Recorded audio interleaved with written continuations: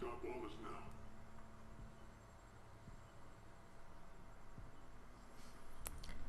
now. Okay guys, I'm gonna do Numa solo, as the title says, but first I think I'll do a warm-up game this time. So I'll just go... Oh yeah, but the connection will suck because I'm live streaming at the same time. Well, anyways, I'm gonna go to Xbox Live and try to find a match first. So after this one, I'll just do a short game. I might quit mid-game and then I'll start the solo run.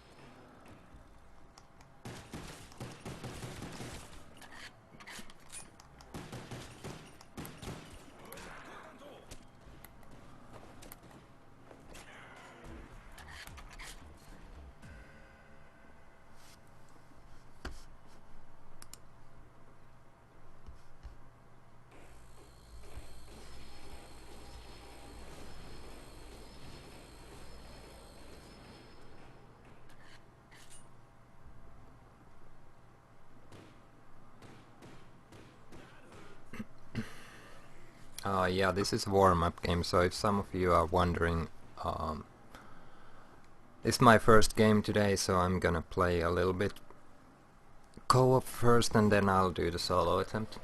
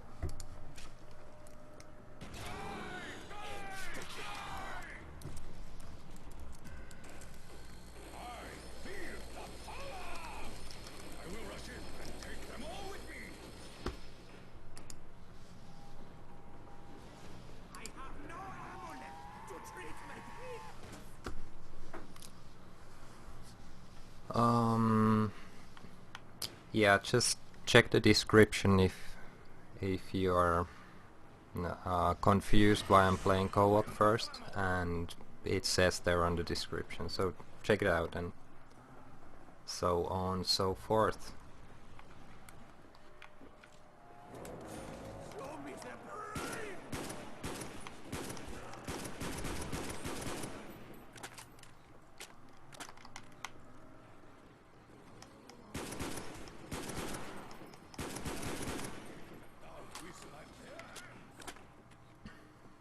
Yeah, it's been so long since I played this map, especially the Black Ops version. I think the last high round I did in this map was that round 58, and it was way over a year ago. I think it was like 1.5 years ago, actually. Ever since then I've never attempted a high round other than World at War, which we did round, I believe, 51 with Christian, which is the highest on YouTube at the moment. So definitely don't play this map a lot. Usually it's hard to find players, even when playing with like randoms. So that's why I want to play it a little bit with randoms now, because I don't know, I'm just so unfamiliar with the map, I guess.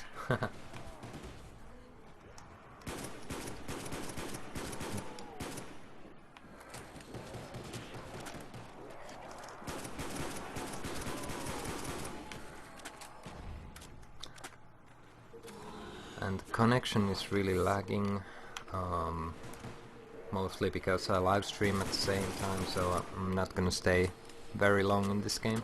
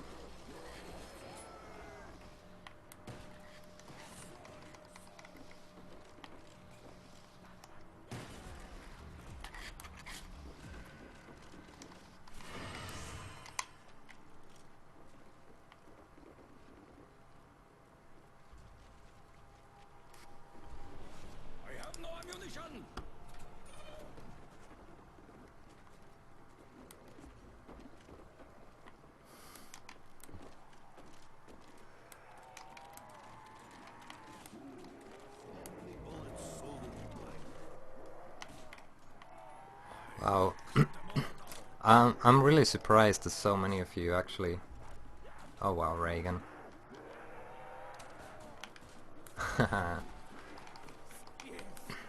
Yeah, that's really good that so many of you noticed that it's co-op, this warm-up game. I'm really proud of you guys.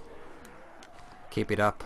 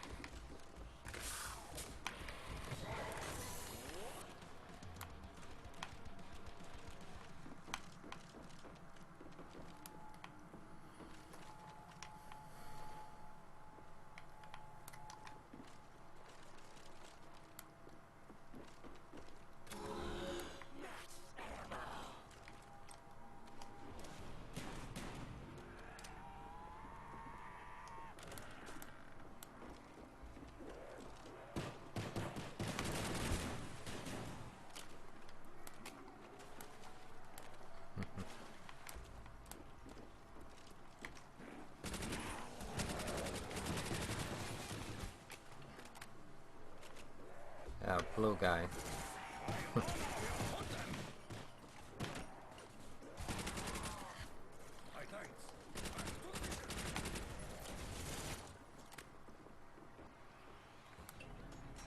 Oh, Jack? Oh, never this lucky on Numa. I even got the ray gun first try from the box. Never this lucky, especially World at War. You can't get ray gun first try.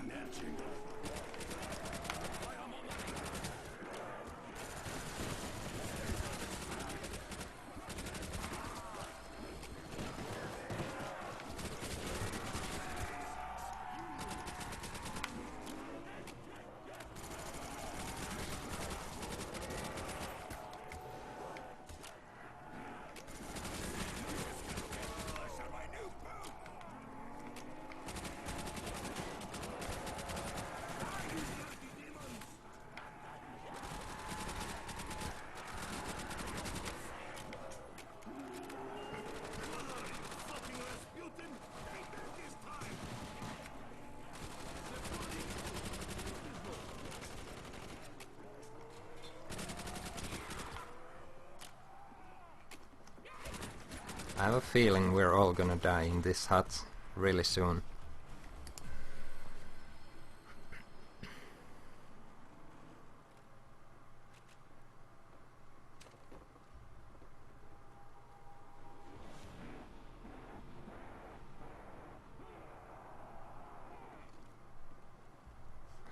Yeah, it's live. I can show you the time real fast, like once I have... Well, actually I can show it. Let me see. Okay, here's the time now. It's 18:15 Finnish time, so you can see it's live, actually, and not just pre-recorded bullshit. I don't do that. Or at least I mention if I pre-record and then put it live. But for the most part you can trust me, it's live.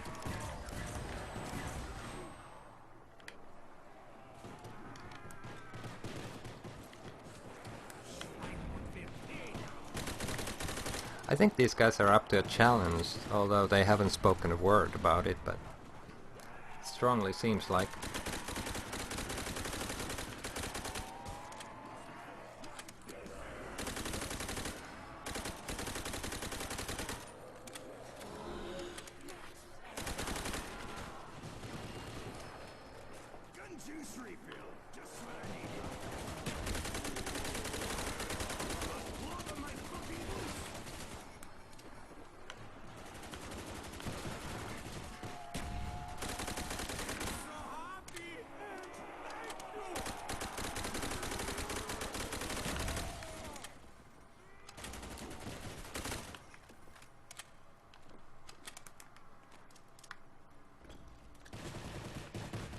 Okay, well, you can kill it.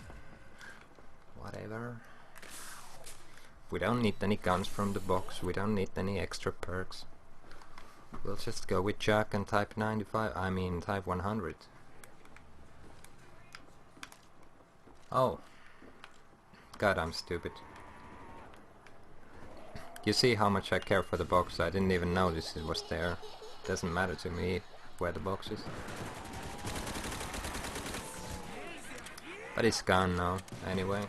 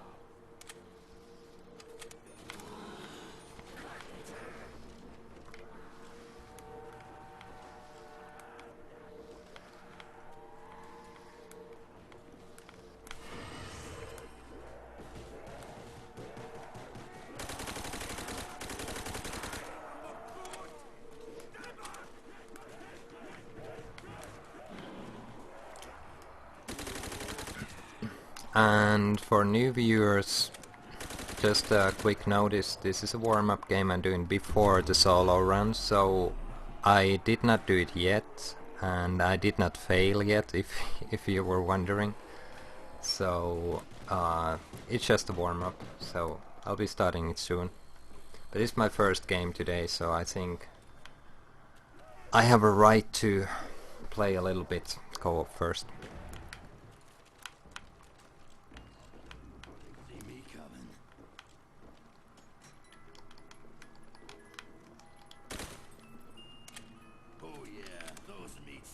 Going down.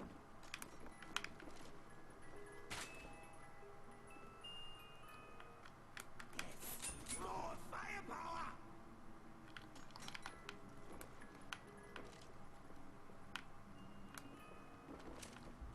I like this weapon almost as much as I like vodka.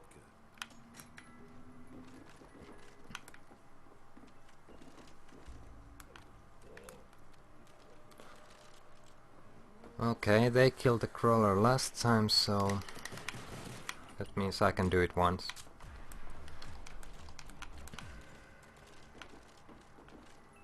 Lead is gonna fly and heads are gonna roll.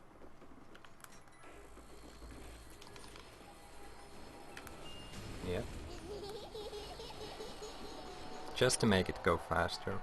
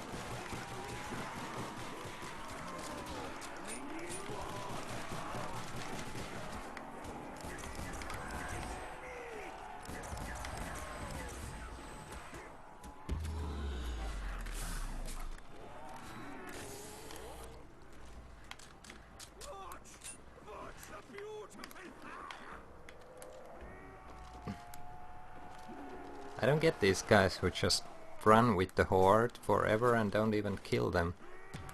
Because that's what makes the round go so slow, especially when you're playing a 4-player game. They should kill them pretty much straight away.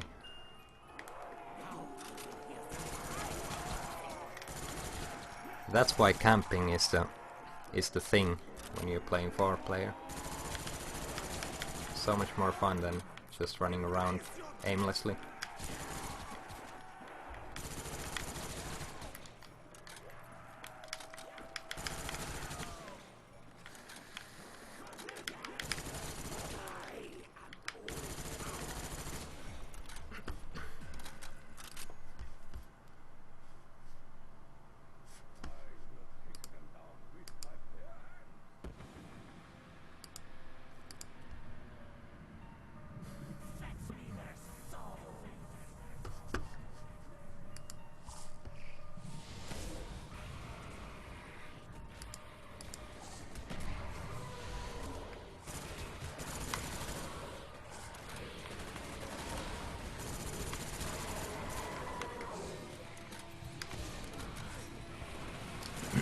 I can see that these guys don't have that much faith in us surviving very long because they already activated the song.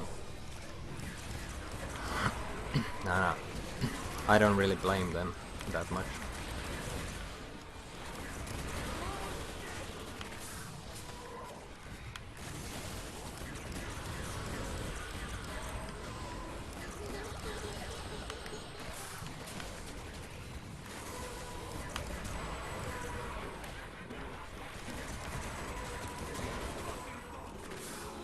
And yeah, take the max ammo straight away. Oh, this is so typical. It's almost a cliche. Well, actually it is.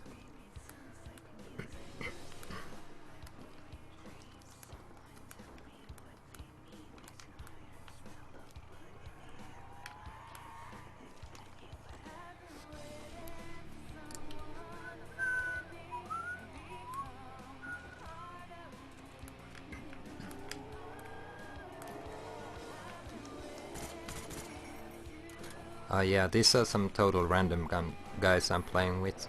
I don't think they are subscribers.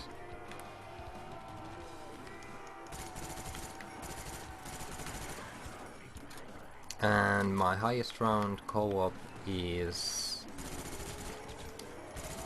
it's 58, which was the world record when the map came out. Well, actually a couple months the map came out, like after that.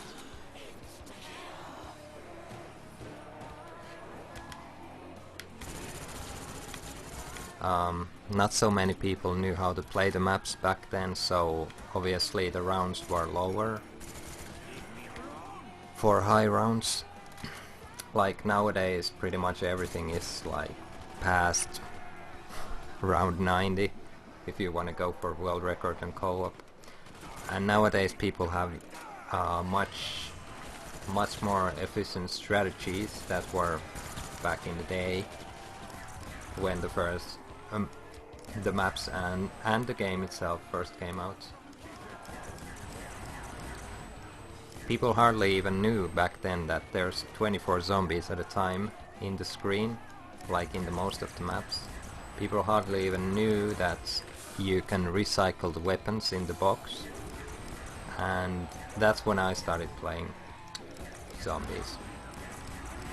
Well, actually I played already Naxxur Untoden on World at War, but didn't really know how to play back then.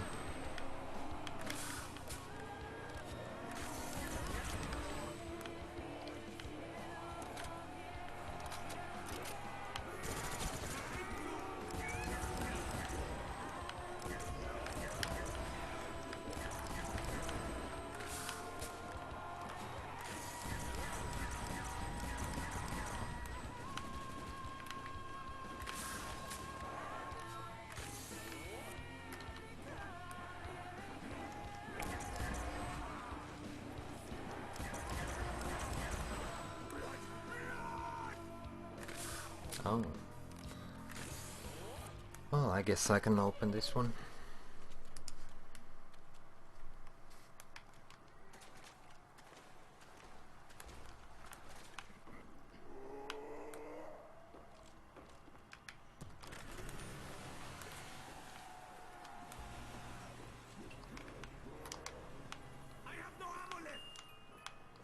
Speed cola, why not?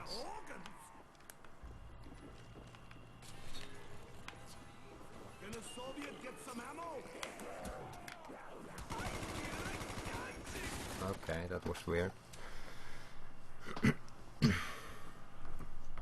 My highest round on any map is 1337 on Kino, and that was the iOS version of the Black Ops Zombies. My highest round on a regular console is 148, like way back in the day, just before actually Call of the Dead was released. It was the highest round ever in Black Ops for like one day, and the next day Yodi Slayer got to 151, which I didn't know about at that time, that he was even doing a run at the same time. And before my 148 on Ascension, 142 was the world record by Slayerman. But like I said many times before, I hardly ever play solo. Probably most of you guys know me as a co-op player because that's what I've always been. Solo is just kind of like curiosity for me. And actually that 148 run, it was my first game on PlayStation 3 ever, so maybe that tells you something. I died like on... I think I died on round 30 first time because I accidentally pressed a grenade button instead of the shooting button, because the buttons are kind of like reversed on PlayStation, so that's why. So I went down like really early in the game because of fails like that.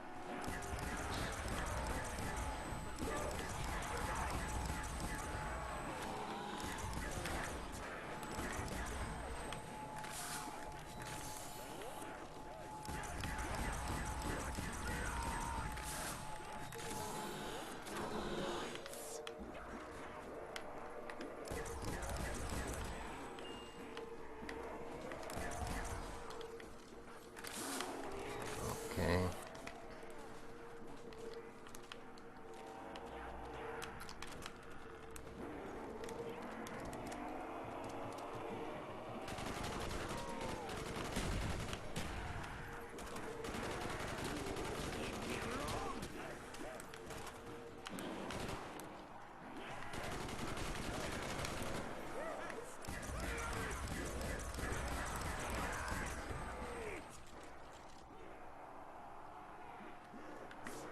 I'm gonna go kick some. You can come if you want.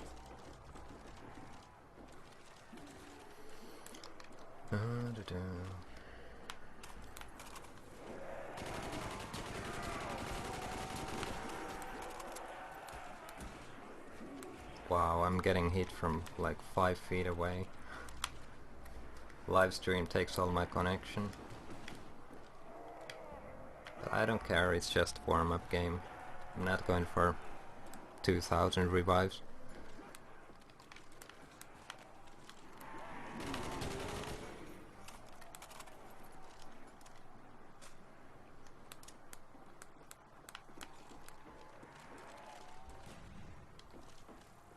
But I believe here's something I might need if I want to continue this game.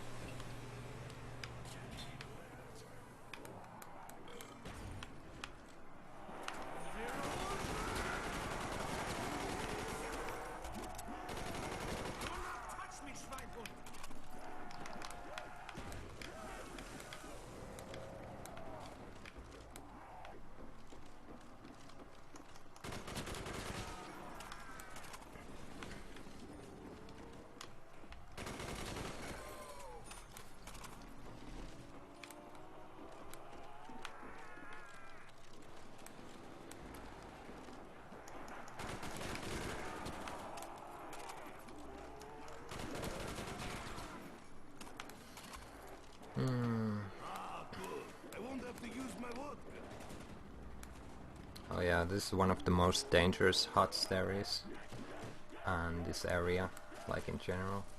Why is this guy in the zip line? Almost activated. Haha! Look at this guy.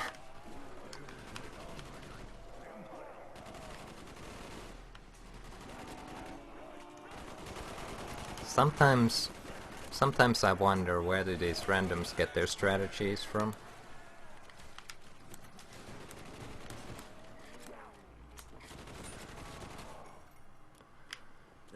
Get up.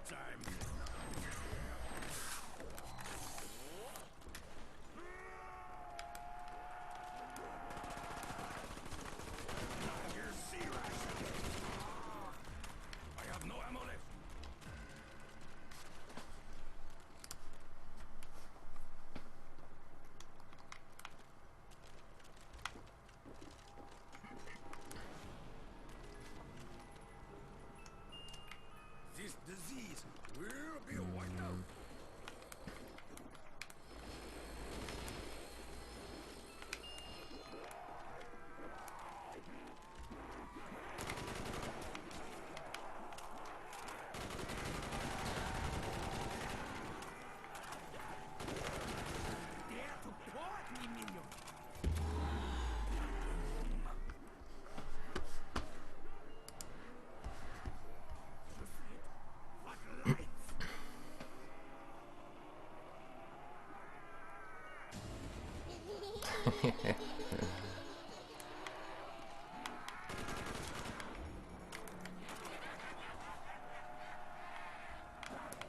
Like, I'm pretty sure there's someone on YouTube that has taught all these guys who are the randoms that you just need to follow where the box goes, and whatever you do, just stay by the box and you'll survive like long enough to be proud of your achievement. Because that's what the strategy usually is. Just follow the box and stay by it.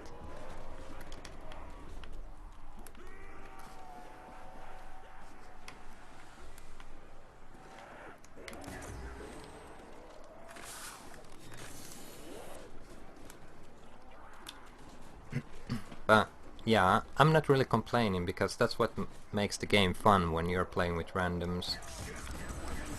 If they all knew how to play exactly the game, would be the most boring game ever.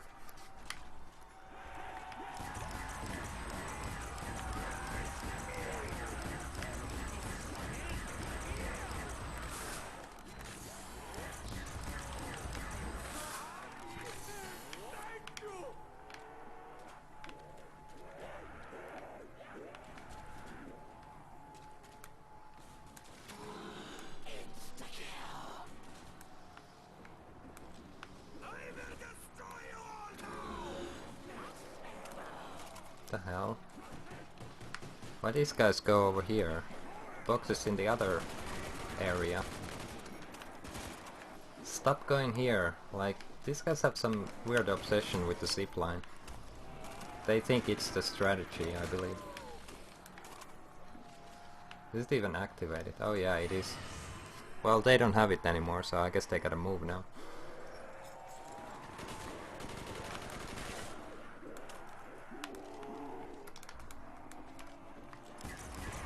Oh shit.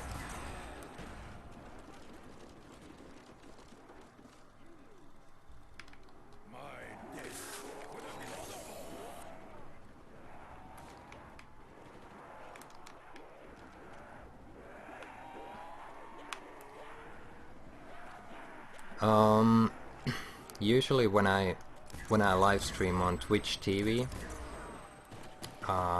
maybe some of you actually follow me there.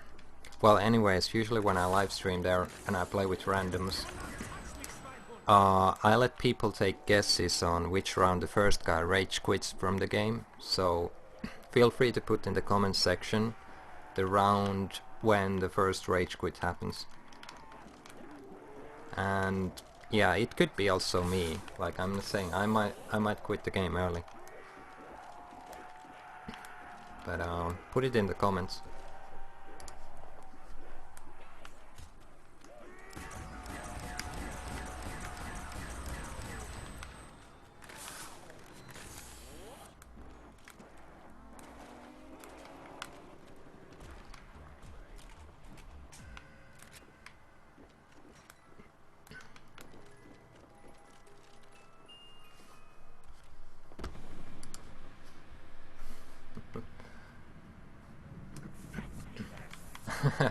Yeah, put the round number and then put the person or the player that rage quits. Here's all the players that are in the game: Dom Baby, Zombie Box, Dr. Maxi, and me. And what you gotta do is put the first race quitter.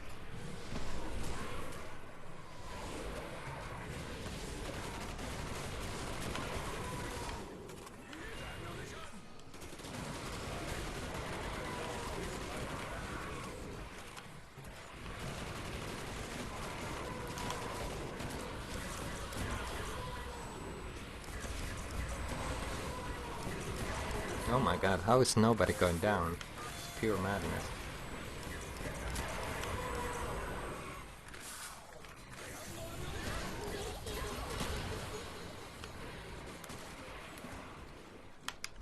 Oh, there we go, Dr. Maxi. And yeah, whoever said Dr. Maxi on round 16, he wins great honor. there we go. That was the warm-up game. Yeah.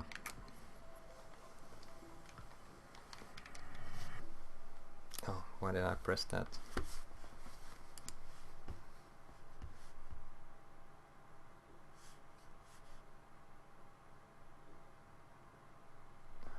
Let me see.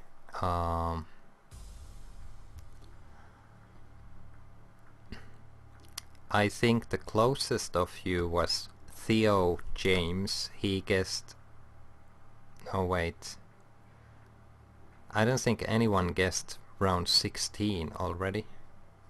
Yeah, Theo James guessed round 17, Dr. Maxi, so he wins the quiz this time. And the prize is just honor.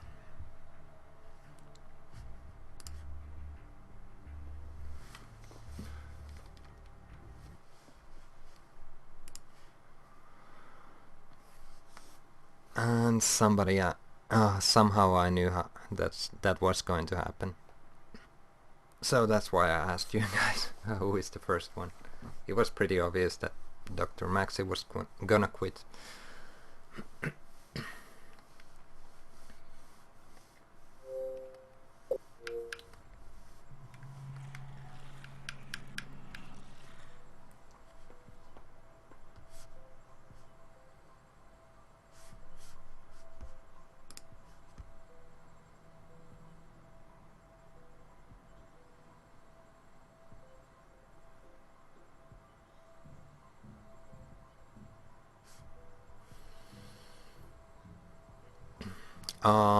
Guys, how many viewers is there? Because my screen is glitched at the moment. I get the comments like 2 minutes later and I can't see how many viewers there is. Just a blank spot over there. So please put in the comments. I wanna know.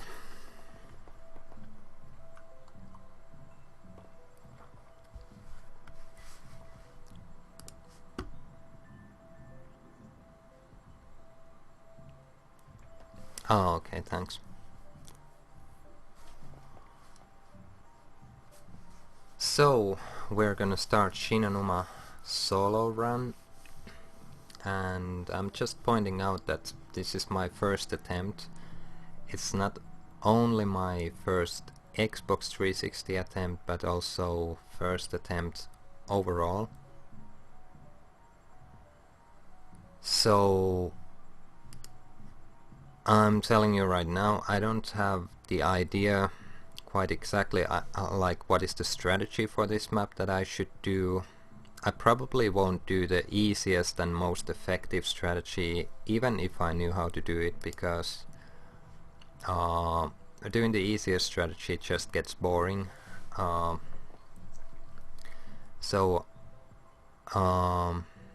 Yeah, I'm just gonna probably try different things out and keep doing what works the best. And as usual, my goal is to get to 50. Hopefully on the first try, but I may need to restart the game if I die, because the jug is in the final hut and I go down before I actually get there. So wish me luck, and here we go.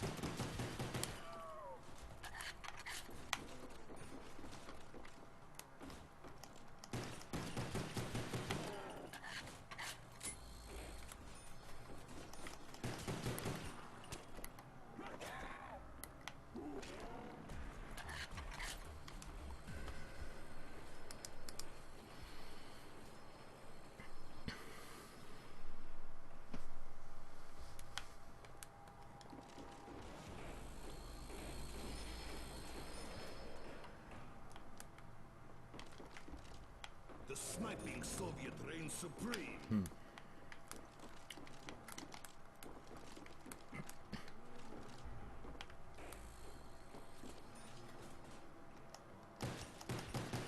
running low here.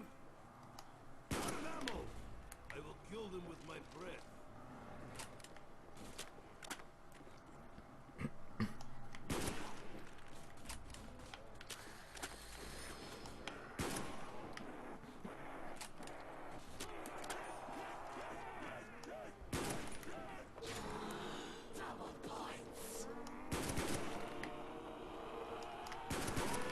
Getting more than I earn. Steel and flesh. For me, More ammo. like, if you look at the zombie maps that's been released so far, for example, World at War comparison to Black Ops. Well, World at War, the first map pack was basically Verrucht, which is the hardest map they introduced in the DLC. Pulmonary systems. Then the second map was Numa, the easiest map they introduced, and the third one was kind of like in between, like it's not super easy, it's not super hard, it's like medium difficulty. Okay, then we get to Black Ops. Black Ops, first they release basically the easiest map ever, although Moon is about the same difficulty, but still I think Ascension is the easiest map ever. And getting to high rounds on Ascension is really simple, it just takes a long time, you don't need so much skill to do good in Ascension, everybody knows that. Okay, then the second map pack, Call of the Dead, it's a little bit more difficult, but still Call of the Dead also has a wide open area like to run by the lighthouse, but it's more difficult because there's the smoke, whatever fog, what do you call it, and the spawn points are in the ground actually. The zombies come from the ground, you can get stuck there, and also you don't have a superpower weapon such as the thunder gun, the wave gun, or the GB, whatever it's called, the baby gun. You don't have those in Call of the Dead, so in my opinion Call of the Dead it's definitely harder than Ascension, Moon, and yeah, harder than Kino also. And yeah, then comes Shangri-La, which is like, I don't know, Shangri-La, I think it's the hardest map on Black Ops, at least that comes in the DLC. It's kind of like the Verrucht of Black Ops, the same thing, although it doesn't come even near to the difficulty of Verrucht, which they introduced in World at War. So Shangri-La is definitely the hardest of the DLC maps, pretty much everybody knows that. But it just tells something about how easy they made Black Ops compared to the difficulty of World at War. Doesn't come even close. And yeah, I've been playing World at War recently with Mato Master, with Christian, that guy who camps like various different guys, and just every time I notice that how difficult the game is compared to the new maps. With the exception of Nocturne, Untold, and maybe 5 also, those are pretty hard maps, and that's the third one, Shangri-La. But even those, you still have always like some, for example Noct, you don't have Jug, but you have Thunder Gun, you have monkeys, so getting to high co-op round, it's not really that difficult in Black Ops, even in the hardest map. Like if you just practice it a little bit. Obviously first try you won't get really far unless you're a zombie god, but I think not many of us are, so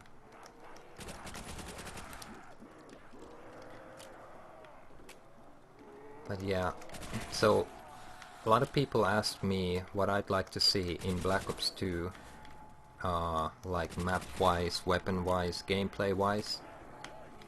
And basically, I think all the ideas Treyarch has introduced so far, what they have revealed, such as 4v4 zombies or 4z4, I think it's a great idea. I think they're on the right track.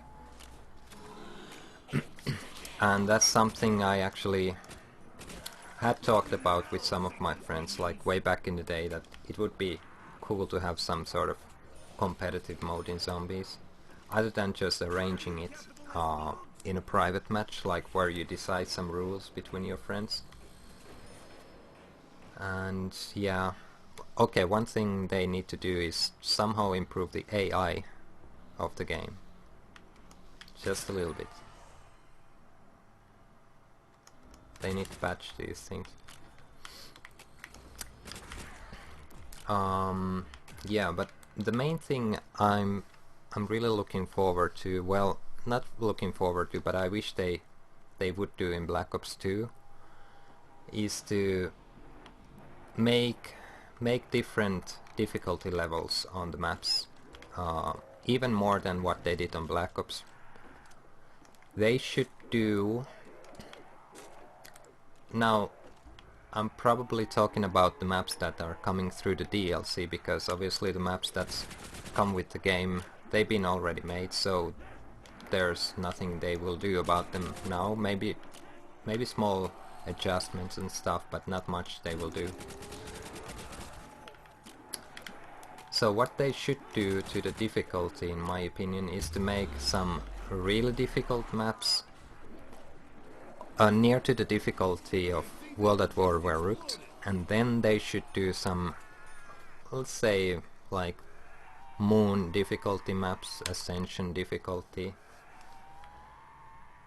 so that I think the difficulty range is okay in Black Ops, but it's just the hardest maps are not hard enough. There should be something then that they could make it more harder.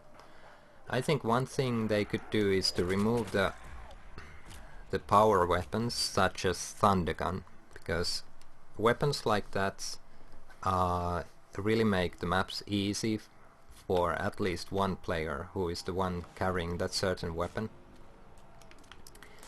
And they should put some weapons that are closer to kind of like VR11. It's a genius invention from Treyarch. Really makes the co-op games fun when you're doing two-player. And I also like the baby gun on Shangri-La, because it's really overpowered in a way, but you can also get killed when using it. Like, it's good, but it's not too good. But wave gun and thunder gun, they are just two easy mode weapons, and they should be removed from the next zombie maps. I'm definitely not hoping that they bring weapons like that back. Or maybe they can, but they should reduce the amount of ammo, and if they do, then they should also make the map more difficult. They should make the whatever places they're gonna make in the map more narrow, in a way like in Shangri-La or Verrucht, because those are the best maps in my opinion. Well, at least Verrucht is. I'm not sure about Shangri-La really. Can I still get it? Yes.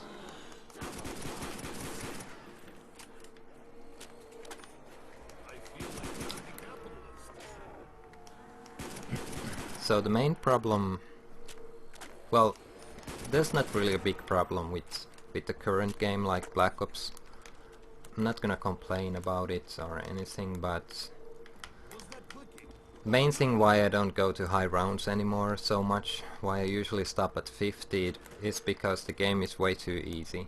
Like, after you play it like a while, after you get to know the game a bit better, the game just becomes too easy.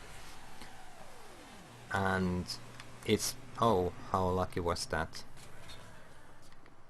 And then when it becomes too easy, I am feeling the even competition stronger. or whatever you want to call it, it's mostly about who wants to put the most time into the game and who's willing to make the sacrifice, if I would call it, who's willing to have the time and the patience mostly. Because at the moment I was born for this weapon. this game really needs something else than just high rounds. I mean, high rounds are always a classic, but I don't know, it's just not enough anymore for a game. Like, it was something new back in the day when Black Ops came out, at least for me. Who's hungry? It was something new when all the DLCs came out, but nowadays I wouldn't go much more than over 50. Although I may try maybe one more long run, I'm not sure yet. But there's a couple of maps which I haven't tried on Xbox, such as Kino. I never tried a solo run on Kino on Xbox. Yeah, but I'm not sure about it yet. But probably most of you remember that I did one solo run on Kino. Just what we need. My first solo run was on PS3, and it ended up with a couple of Thundergun fails, and I got to 113, and the game was really, I don't know, really didn't enjoy it that much on PS3. And also that Ascension round I got 148, that was kind of... I'm pretty sure I would have gotten better on Xbox. But I don't know. Maybe I try them once more, maybe I don't try them. We'll see.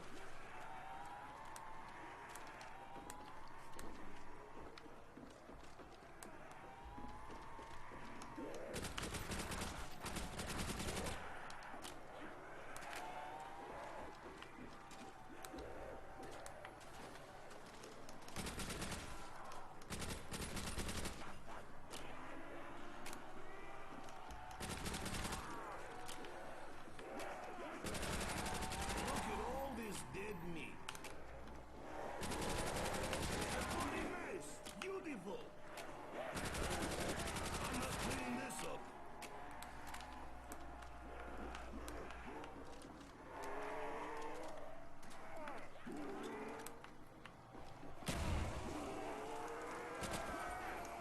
Stay on the floor, you fascist!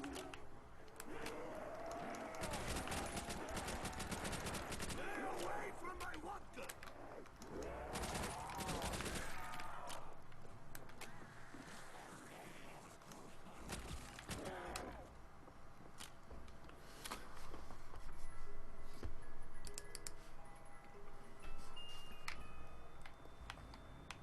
I like this weapon almost as much as I like vodka.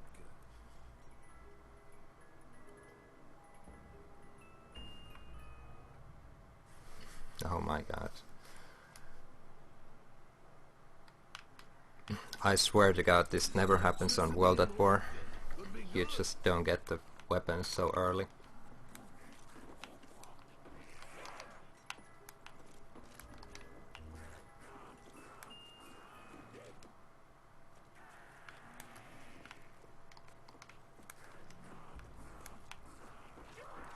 Stop scratching me!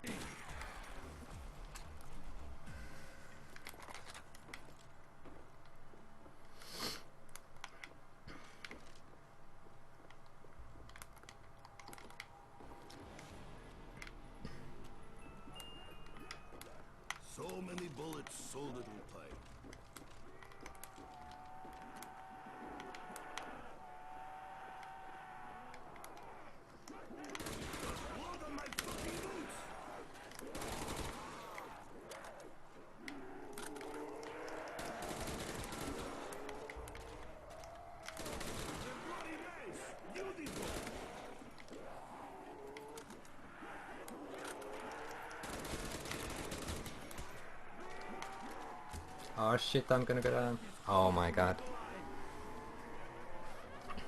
Okay, that was fail. Should have used the Wunderwaffe instead of going to the water.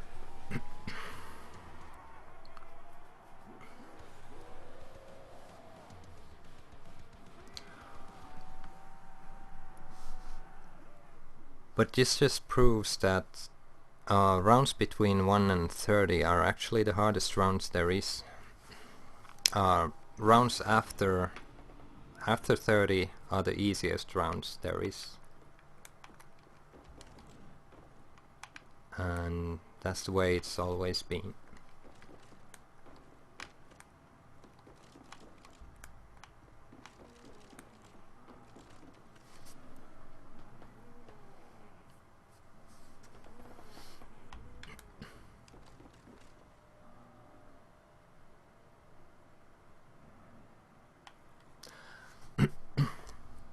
I remember way back in the day when Ascension came out,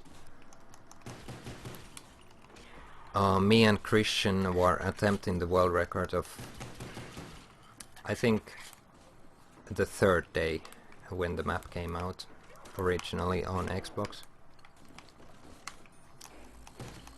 We got something like, I believe it was around 56. Well, first we got around 44, then we got 56. And we really didn't think we would be able to get like the highest in the world. But I wanted to try it still, and before our game the world record was round 62 by this legendary World at War strategy guy, Morris. Probably some of you guys know him. He used to have I guess he had a big channel on YouTube back in the day, and now he has this channel called H2K Productions, I think. And a lot of people mention him when it comes to World at War strategies. I believe he was one of the first ones who did the strategies. And it was quite a coincidence that, well, I didn't know this guy back in the day when we were playing Ascension. But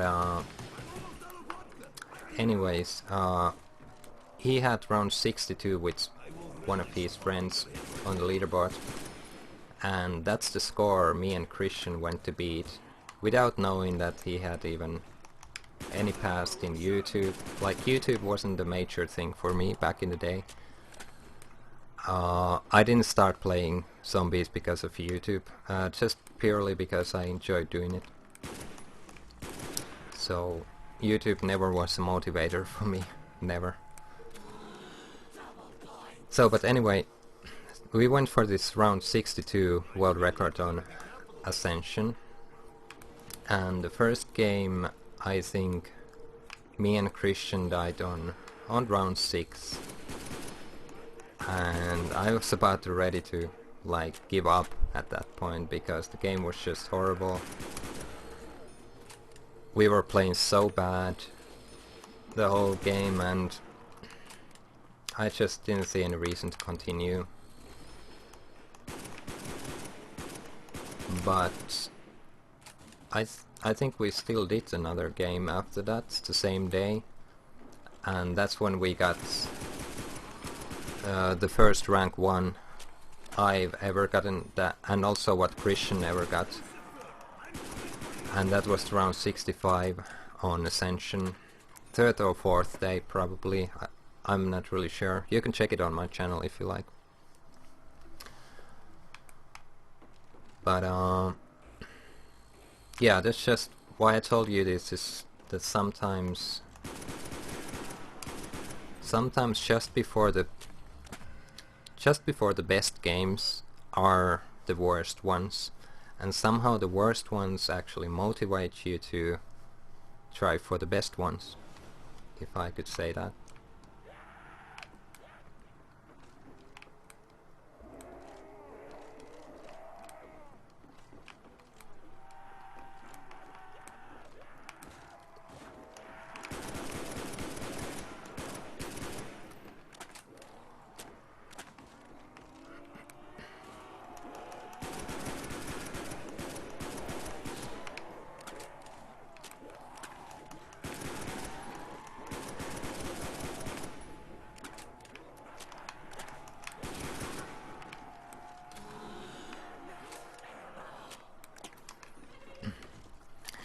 When it comes to Shinanuma strategies, I think this com room, like right there, the front area is where I've run mostly when I played Shinanuma. But probably I shouldn't do that when I'm playing solo. I think the safest area is in front of the flogger.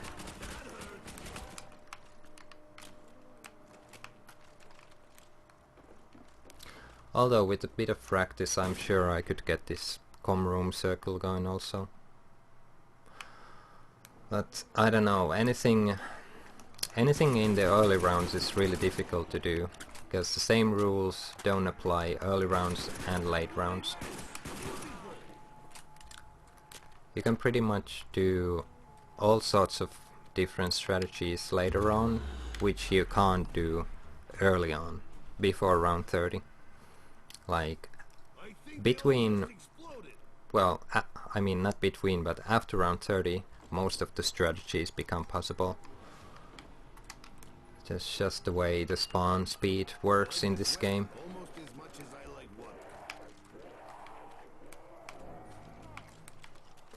So my main target is to get to 30 without going down too many times. And from there I'm sure after 30, like between 30 and 50 will be much easier than rounds before that.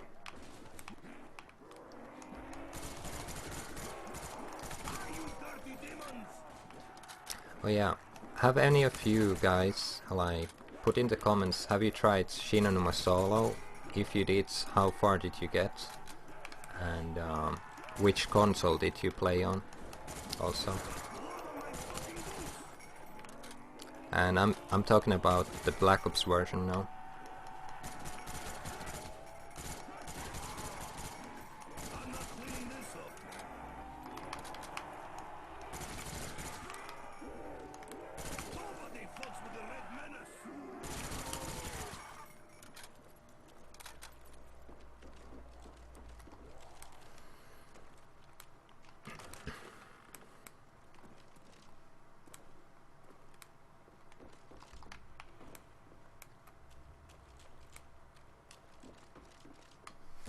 Yeah, let's see.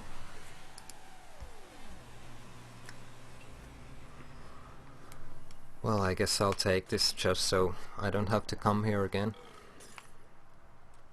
That almost sobered me right up. Damn shame.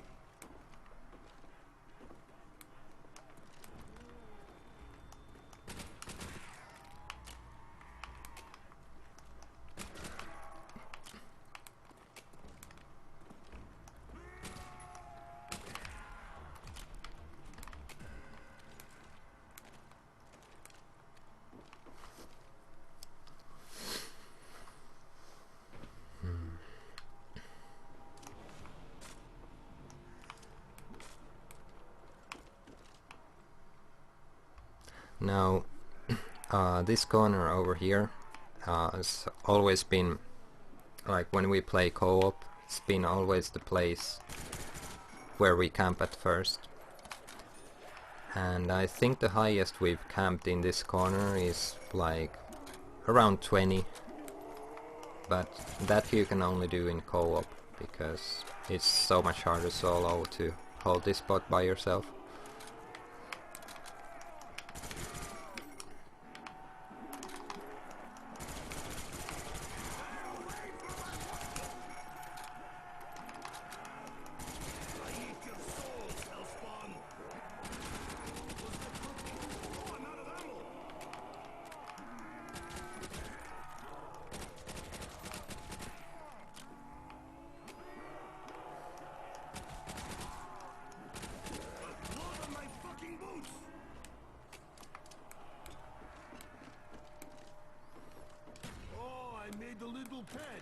I'm going to take him for a walk for about 5 minutes while the rest of you dick around. Kinda hoping I wouldn't have to open that door behind the camping spot to get the jug, but I don't know.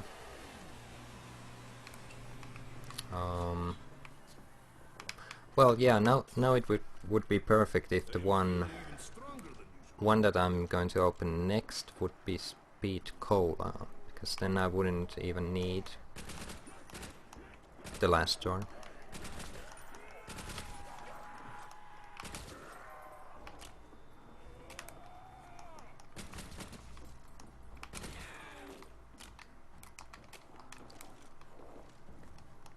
My wit is sharp, but I would prefer some ammo.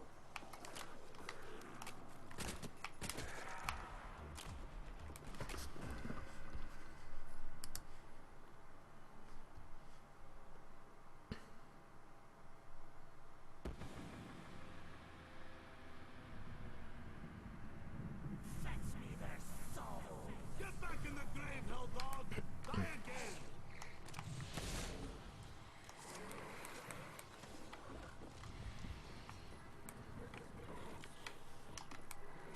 Fear me, hellhounds! No ammo? I'm going for a drink.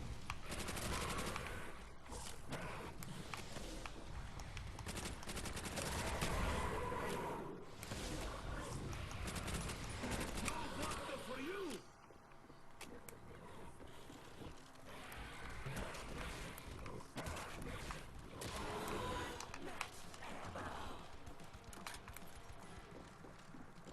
That's just what we needed, although some vodka would be nice.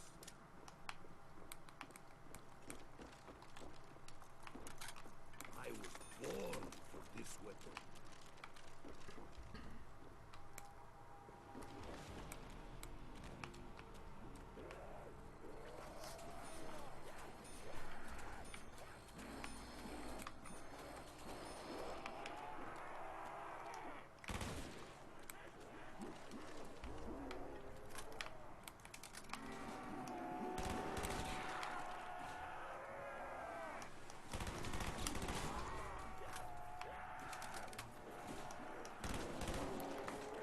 Blood, gore, sinew, bone, organs, pulmonary system!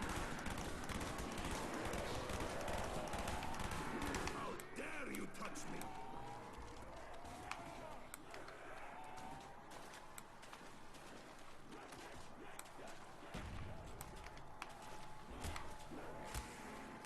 Oh my god, you get hit so easily in this map. Or maybe it's just me.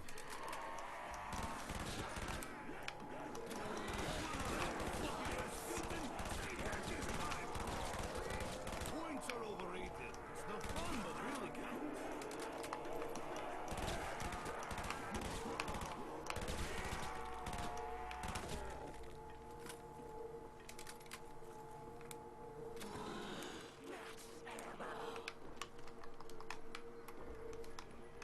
Perfect! More ammo!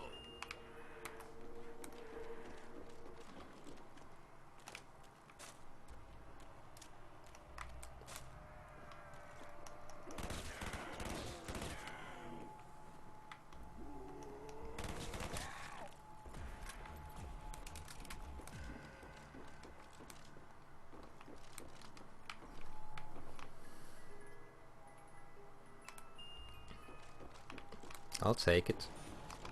For the honor of the motherland!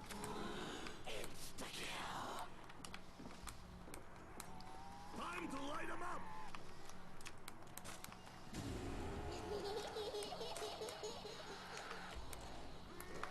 Die! Die! Die!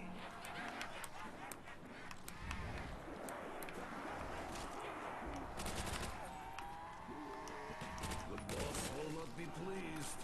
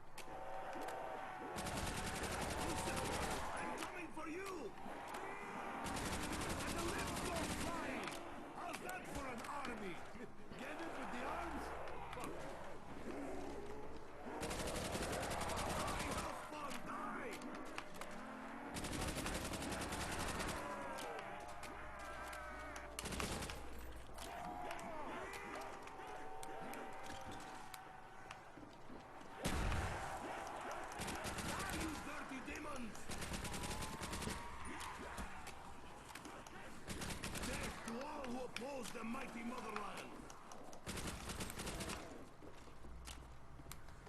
Okay.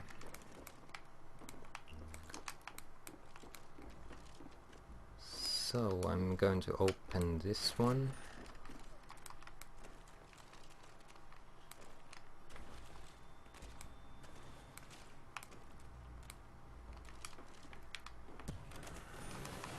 Now let it be speed cola.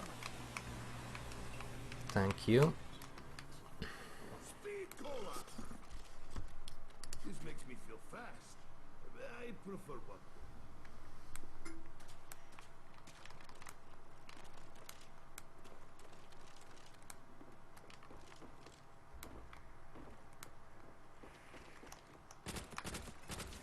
Stay on the floor, you fascist!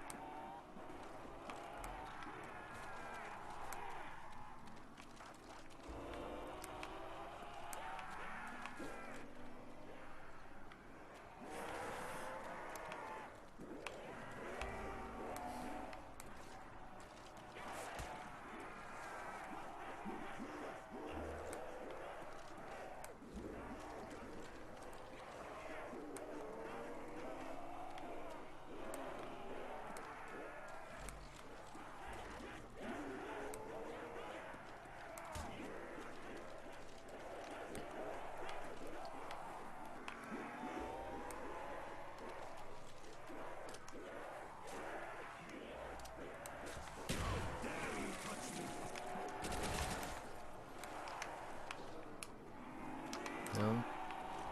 Look at all this dead meat.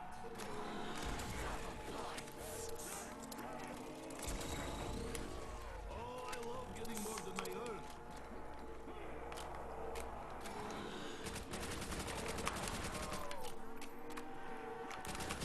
It's just what we needed. Although some vodka would be nice.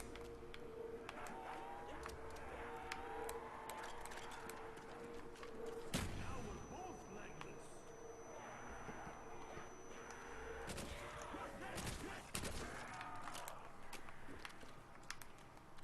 Oh shit. Well, I didn't want to open this door, but I guess I'll have to, and crawlers will go into the beddies, but could be a dock round next.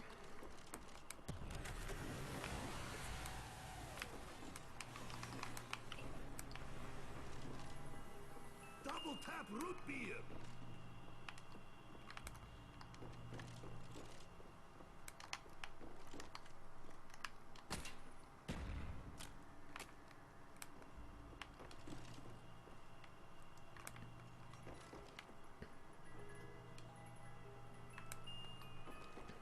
No, they're gonna die any second.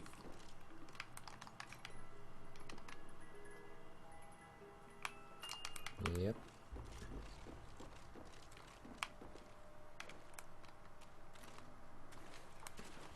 Beg me to kill you, Stumpy.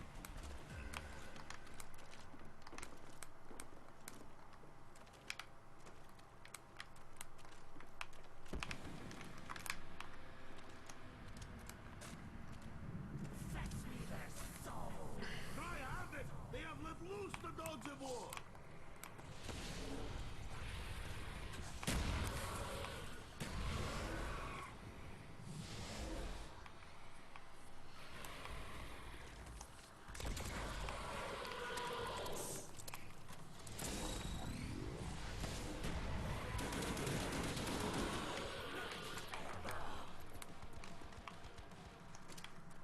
More ammo to keep my vodka safe with.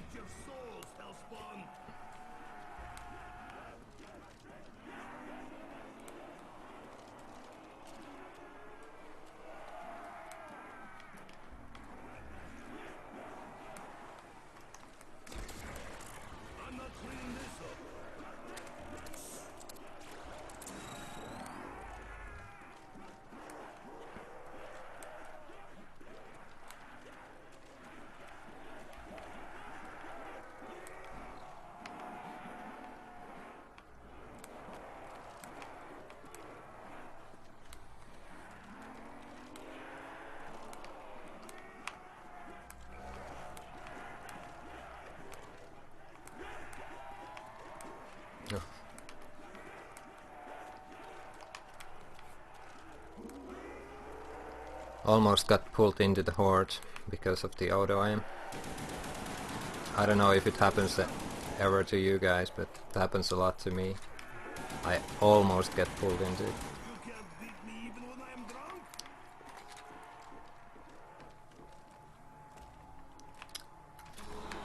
Hey, it's the insta-kill round. Oh. Now they all die.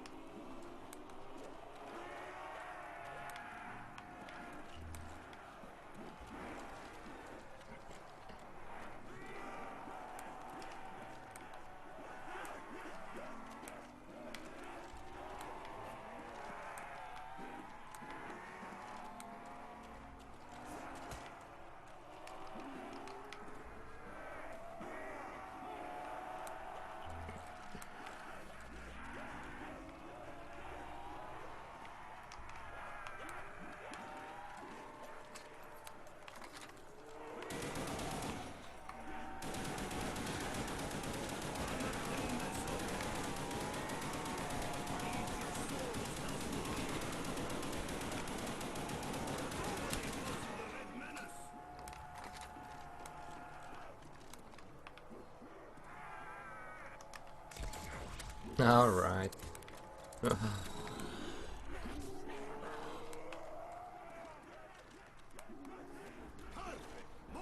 Yeah, I love the Wunderwaffe. But I wouldn't count on it on a really close situation too much.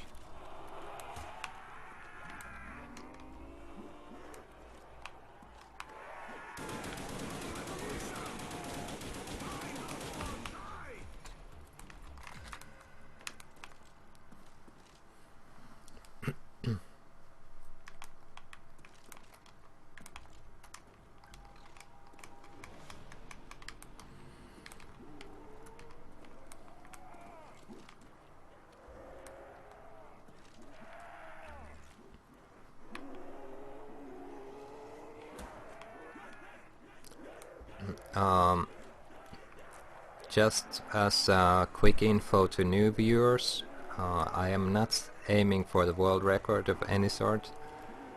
This is just kind of like a solo run for fun, I guess. The world record is way too high at the moment. I don't even know what round it is, but I can imagine it's pretty high. And in order to do that, I would need to try it more than once. And this is one of the maps that just takes so long that, yeah, I would have the time for it, but I have other things to do, so that's why I'm not gonna attempt even for the world record, just my personal best. And round 14 is actually already my personal best, but I want to make it a bit higher than round 14. But this is my best solo run so far.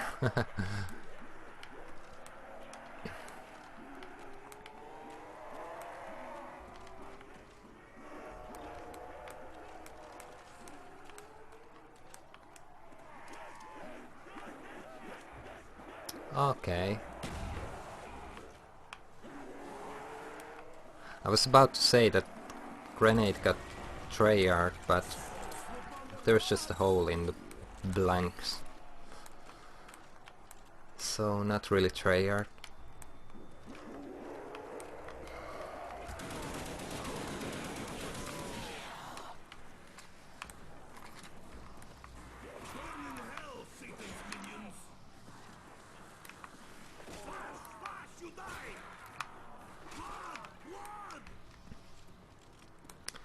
But yeah, about like those of you wondering about the world records, I pretty much in the past I've taken them whenever I wanted them. And when you want something enough, you probably are going to take it eventually. And at the moment I have no desire for more world records. They just happen if they happen nowadays, but if I would really want, for example, a solo world record on Black Ops, like I did back in the day, like Shangri-La 106, that was the one that I really wanted. I wanted to have a Shangri-La first 100, and that's what I did. And nothing has basically changed except for that yeah, how do I say it? I don't want the world records anymore for zombies. It's over for this game, but maybe Black Ops 2 will be different.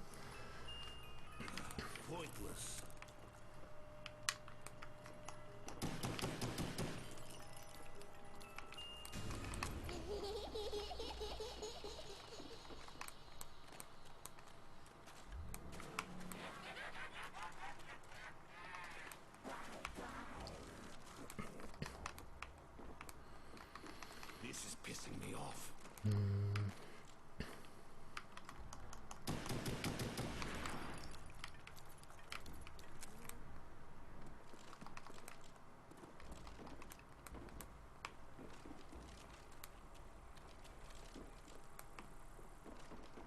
But I do understand why many people still want to make the highest round in the world, solo and co-op in this game. And the reason is mostly because those guys, they didn't play the game when it came out so much. They didn't have the world records back then when it was still fresh and new, so I totally understand that a lot of people still want to make the records for this game. And also at this point, if you're gonna make a record, it might actually stay there in the leaderboards until not in the leaderboards, but you know, in so-called YouTube leaderboards. People will still see it until some hacker takes it away from them, which most likely will happen.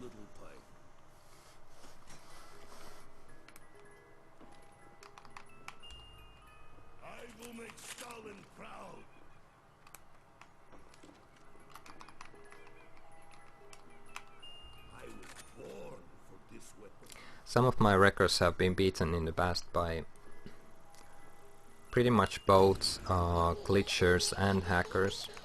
For example, in Shangri-La. Some other maps too. That's one of the reasons why I don't go for them anymore, because it's really hard to tell in the zombies community nowadays who's legit anymore and who's just a cheater. Pretty much you can only tell 100% certainty that somebody is not cheating when you see the whole gameplay. Because this game, I know it's possible to hack. A lot of people have told me, we've seen with some zombie players that some of them just hack the early rounds, let's say rounds 1 to 80 or something like that, and then they record one round.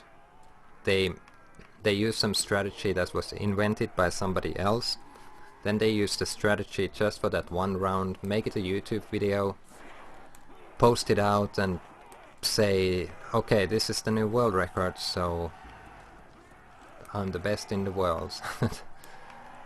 And people believe it, of course, because it may seem legit, because at least the guy posted something, but the truth is that a lot of the guys who may seem legit, or okay, I don't say a lot of the guys, but some of the guys who may seem very legit are actually glitchers or hackers. And there's no way we can tell until we see the whole footage. So that's the main reason for why I don't go into the records anymore, because we can't really tell anymore what's a record and what's not a record. and yeah. So I think it's much better to just go for personal bets, like do what you can do, see how far you can get, like on a round that you're satisfied in. Not necessarily, it doesn't always have to be like the best in the world. I mean, if you're only satisfied in what you do, if you're the best, if you have the best score in the world, then you will be unhappy most of the time, pretty sure. And okay, you will be extremely happy sometimes. That's sometimes when you actually get the record, but for the most part you will be unhappy, lonely person. So I don't recommend only going for world records, like go for your own targets, make your own targets. Don't compete, like this is not a competitive game mode, it's mostly cooperative game mode, for fun. I think Zombies was meant to be fun, like that's why Treyarch made it as a fun game mode opposed to multiplayer. And making a really high round stuff all the time, I don't think it's fun for anyone, like if you do it over and over again. So I think some people should just check their reality and, you know, especially face the reality, I would say.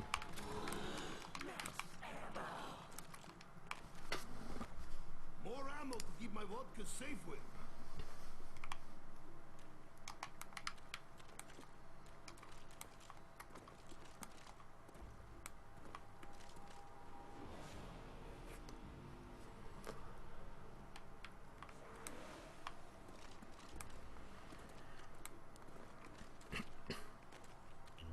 But it's funny how so many people are actually willing to hack or glitch this game, considering that, well, eventually you're gonna be exposed if you do cheat in the game continuously and try to fool many people with your cheats. And also, like, what you get out of that cheating is, it's not something I would really go for.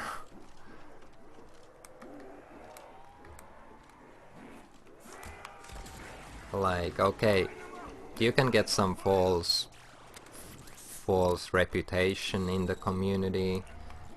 You can get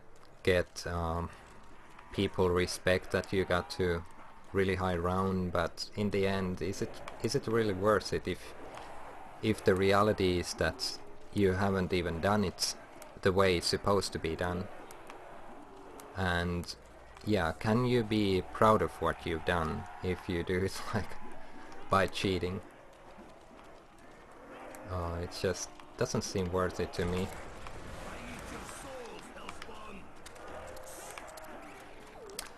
Like, personally, I much rather go into a lower round that's good for me than something that's out of the reach and too high that I could only get by cheating.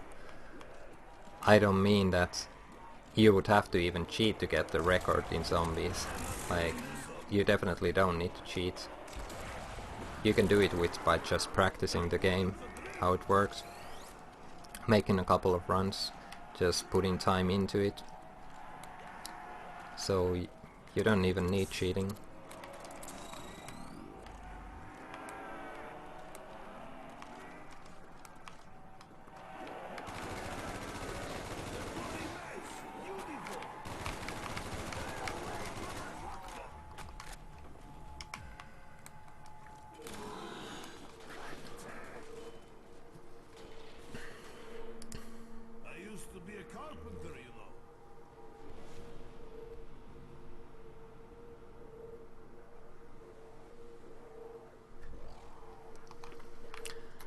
And there's a difference, like, I kind of understand, for example, glitching.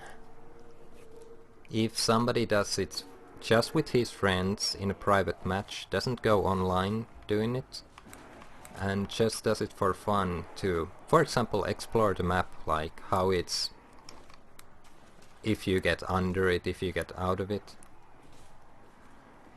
That I can somehow understand, that it can be pretty fun. When not going for a serious high round when doing that.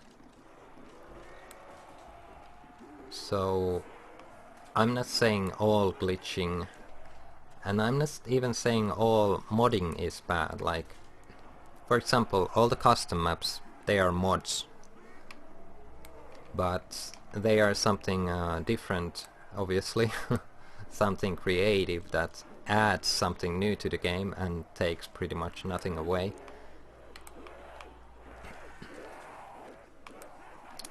So not everything is bad, definitely, but well, you guys know what I'm talking about. I don't have to explain this.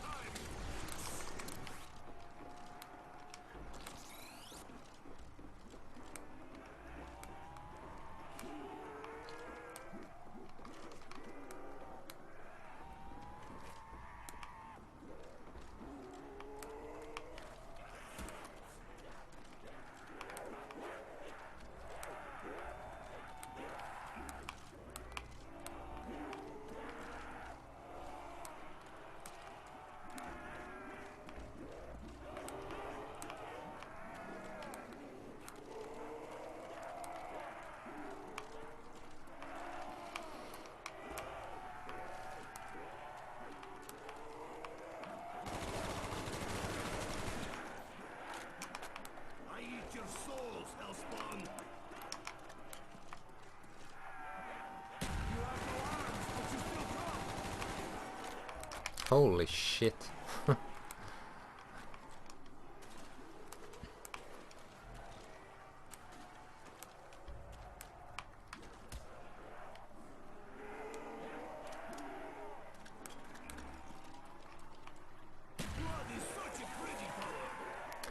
Also, one topic I would like to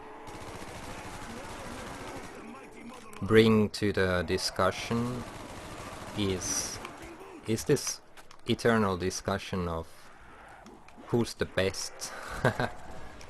Who's the best zombie player? Who's the most skilled zombie player? And mainly why is that so many people think that the most meaningful thing that makes you a good zombie player is that you just get to a certain round number, and they think that that alone is the definite proof that they are the best, or that somebody is the best, not necessarily themselves, but that somebody is the best just because he got to certain round number. So I'd like to ask you guys that what do you think of that kind of mentality? Like, do you think it's the only thing that matters when we're talking about like who is the best, who is good in this game, who is better than somebody else? Like, do you think it's all about the rounds? That who gets the highest is definitely the best? Put in the comments. I'd like to hear your opinions.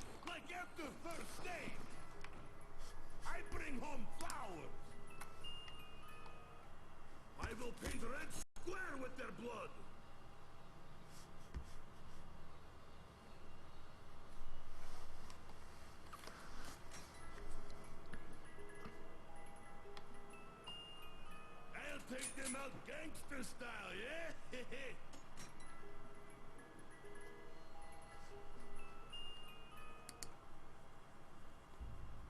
The sniping Soviet reigns supreme.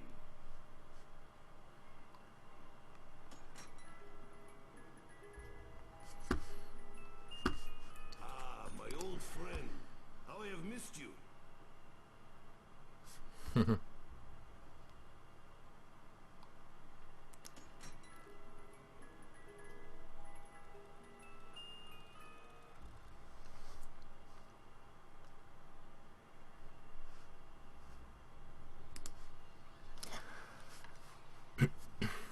Yeah, I know. I know I've asked this question before, and it's not really a new topic, but it just comes to people's minds every now and then. So that's why I asked you guys, like, what do you consider, like, what makes a player good in zombies? What makes somebody best or better than others? I am being laughed at by a teddy bear. Personally, I think that high rounds are kind of, they're one part of it. Like, I used to think, like, when I first started playing zombies, that it was all about high rounds. It was all about leaderboards, like, whoever got the best rank in the leaderboards was number one, definitely, and he was the best, and I was one of those who wanted to be the best in the leaderboards. And now that I think of it, how I was like when I first started playing, like, let's say when Ascension Call of the Dead came out, I just see myself as a total fool of thinking that. Being good in this game, well, you don't really have to be even that good in this game in order to enjoy it, you know? Like, okay, Reagan, that's always nice. This, I don't think this game was created so that people would have a really serious competition over who's really good in this game. Like, obviously we know that a lot of people are good in this game.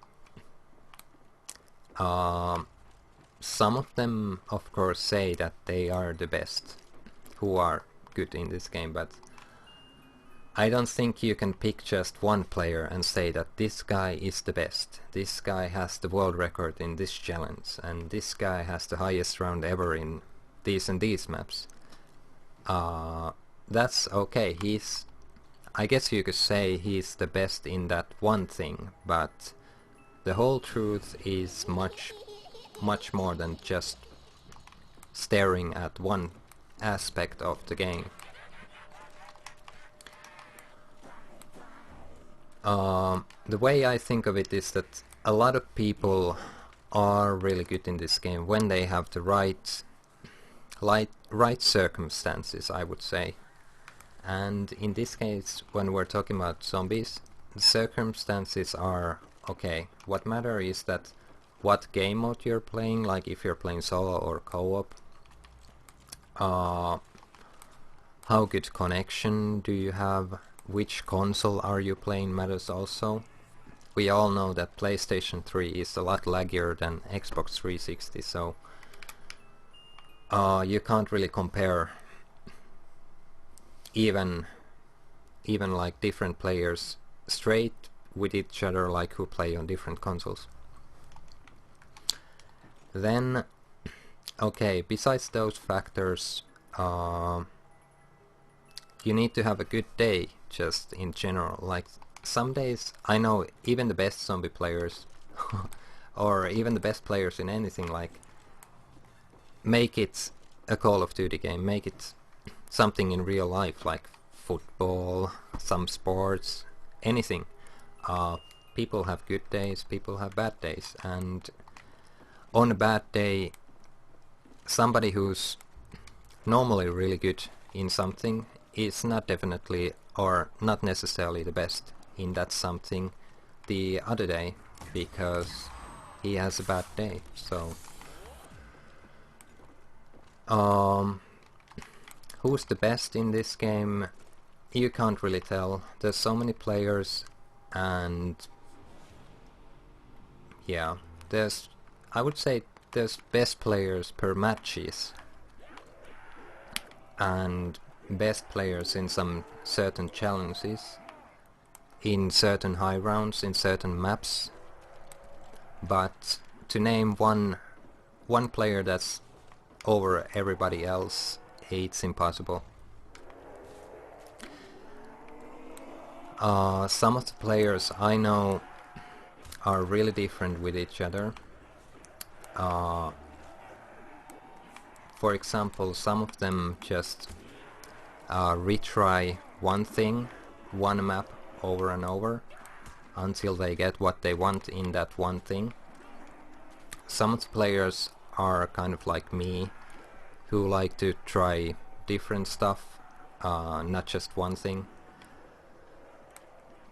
And I don't know, mostly the players who try that one thing, and if they post really rarely on YouTube, they can make themselves look somewhat better than some other players, and that's because they concentrate on the one thing. For example, one challenge, and they won't post anything to YouTube until they actually get their goal, what was there that they wanted. And usually the goal is the world record, like if we're talking about the top players. So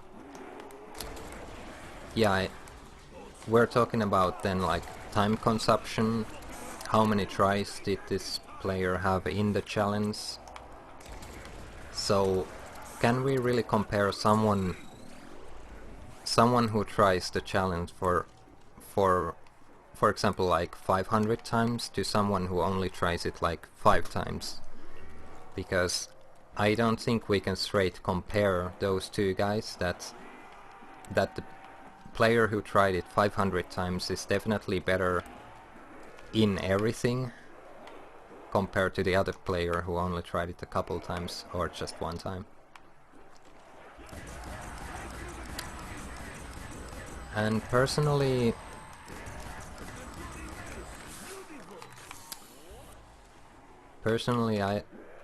I think that this is something that, like zombies challenges, is not something that you should spend too much time into. Especially the normal ones. Like for example, if we do let's say AK-74U challenge in Ascension or something like that, it's pretty much going to be just one try, and whatever we get, we won't retry that. Because it's not really that important who has the highest round in some certain challenge. It's just like, you know, spending quality time with your friends and not necessarily going for the really high round. Also, it's like if you're doing a first room challenge, I recommend like set a certain goal to yourself which you wanna get. Like make it some realistic goal that you think you can get to, but so that you won't have to try it for like 7 days, 10 hours a day, so that you get into that goal. Because at that point, at least for myself, I wouldn't feel it was worth it if I would have to try it so many times. Like, make yourself some realistic goal that you would be able to get, like, with not so many attempts as I just mentioned. Or if you're trying a no power challenge, for example, make yourself a goal. What would be a realistic round for yourself, not compared to anybody else, but just your own skill level. And then try to get that goal, and if you get it, I would be proud of yourself, like, or I mean, you should be proud of yourself.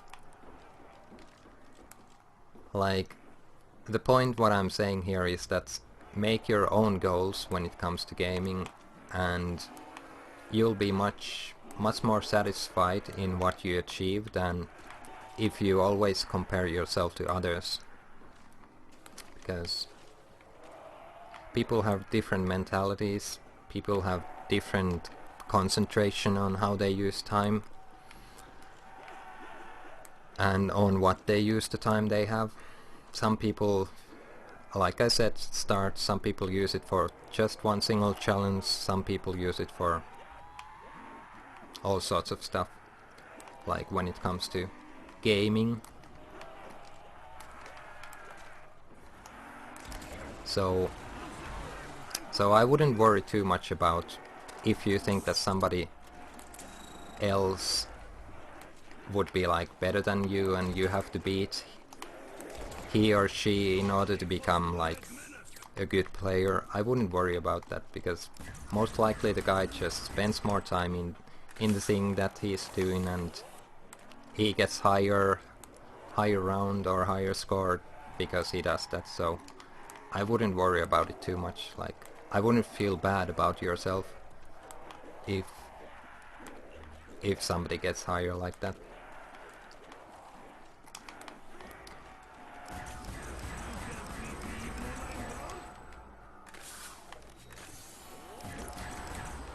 But yeah, back to the original question which I had about what do you think is the what makes somebody the best or better zombie player than the others. Yeah, if you would have to pick, if you would still have to name some qualities or some things that make somebody better, I would say that in solo, somebody who's really consistent, who knows what he's doing like mostly and doesn't spend his whole life to achieve his goal, and also somebody that does the achievements that there is really early on when the game is out. For solo, somebody that I really look up into, that I think is really good because he meets all these requirements, is Mato Master for me. He did pretty much, well, he did so many things on YouTube and in Zombies way before anybody else, pretty much, when it comes to solo. And his channel was one of the first one that I really found impressive in YouTube. When I started playing Zombies, I didn't watch hardly anyone, but I watched Mato Master at the start.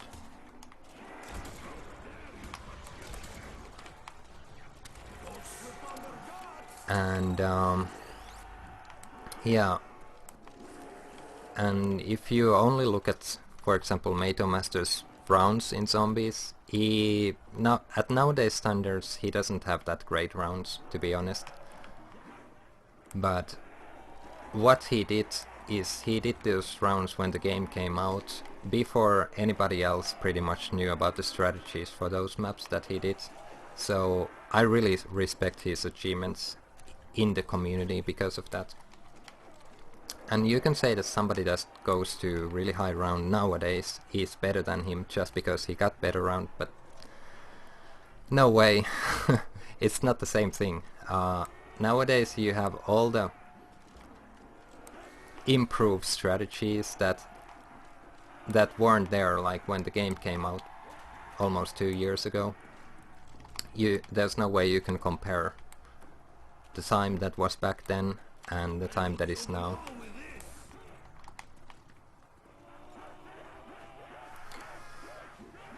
And for co-op, I would say the qualities that, or the aspects that make somebody a really good co-op player is, well, obviously somebody who cares for the team and not just for their own score. And when it comes to co-op, oh shit, the rounds are of course a nice bonus. Like if you can get to a really high round with your best partner, it's okay. Like it's one quality and really good job if you can get to, for example, over 50 with your best partner that you always play with, and it's really good. And, when we're talking about the best players in co-op, I usually don't find it really meaningful that what round those guys have been to, But for more meaningful thing for me when I play with someone is that, for example, how those guys react to situations that are really unexpected. For example, if your teammate goes down, some people have the tendency to panic in the situations, and they always don't know what to do, how to clear the situations.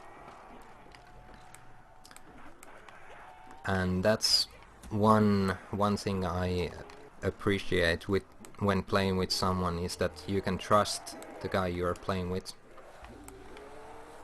that he knows what you're doing if something goes wrong in the game.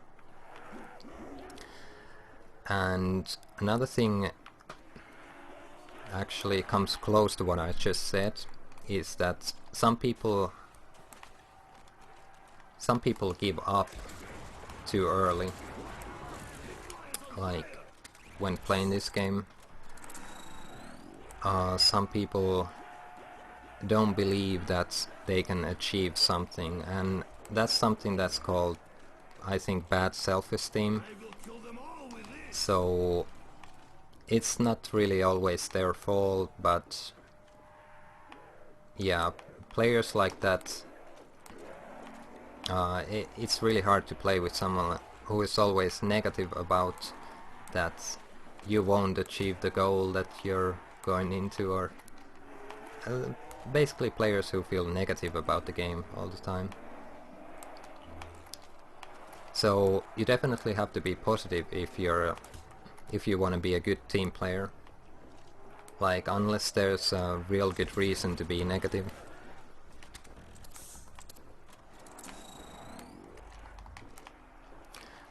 And also, besides, like, of course, personal skill is one of the factors, but the thing that if you can support your other team members when you're playing co-op, it's really important what you can do by supporting them. Like, because you can be a total dick to someone and just be competitive with them all the time, but that most likely won't get the team anywhere. But yeah, being supportive, not being jealous, those are the things that will get you far when you're playing with someone. Those are the things that other people also appreciate in good team players. And yeah, that's one of the reasons why I find, for example, Christian R87, why he's so good in co-op, is because he's really positive all the time, and he's really easy to play with because of that personality. And having faith in what you do is something that will get you all so far.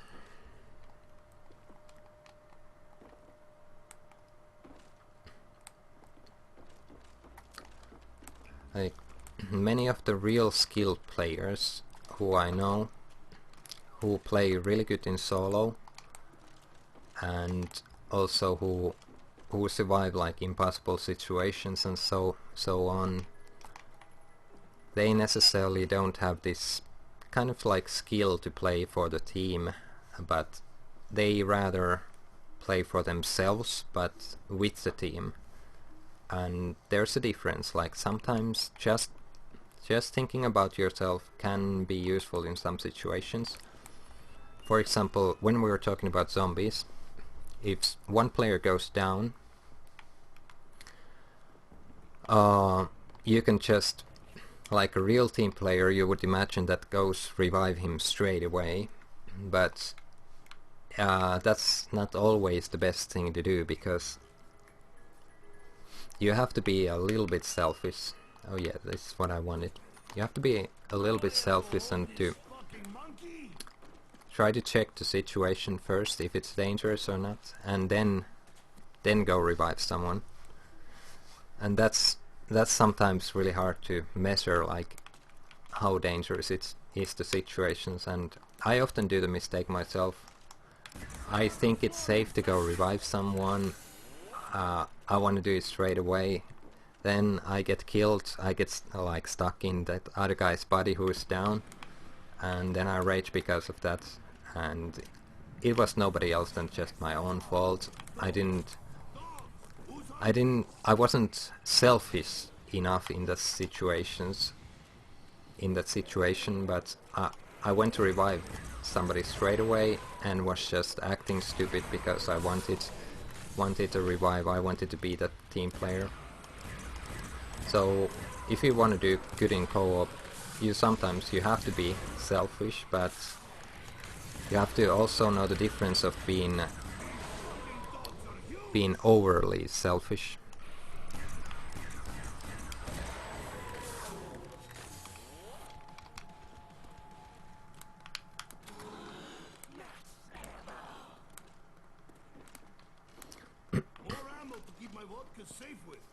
Also, if we're talking about still that who is a really good co-op player, none of the really good players I play with or who I play with in the past, none of them were really that much into making their score really high, for example, or making their kills look high in the scoreboard. None of the really good players care for those things. It's not meaningful for the team. Of course, somebody needs to kill them. If nobody kills them, then the game just doesn't continue that fast. But for the really good players, it doesn't matter who does it, just as long as somebody does. And if somebody else has more kills than you, then so what? Like on the next game you will have more kills than them. Like it's not meaningful at all. Just not worth going for, because that kind of things, they take away a bit of your concentration that you should have for the team. They take away a bit of the concentration and make you concentrate it on something irrelevant.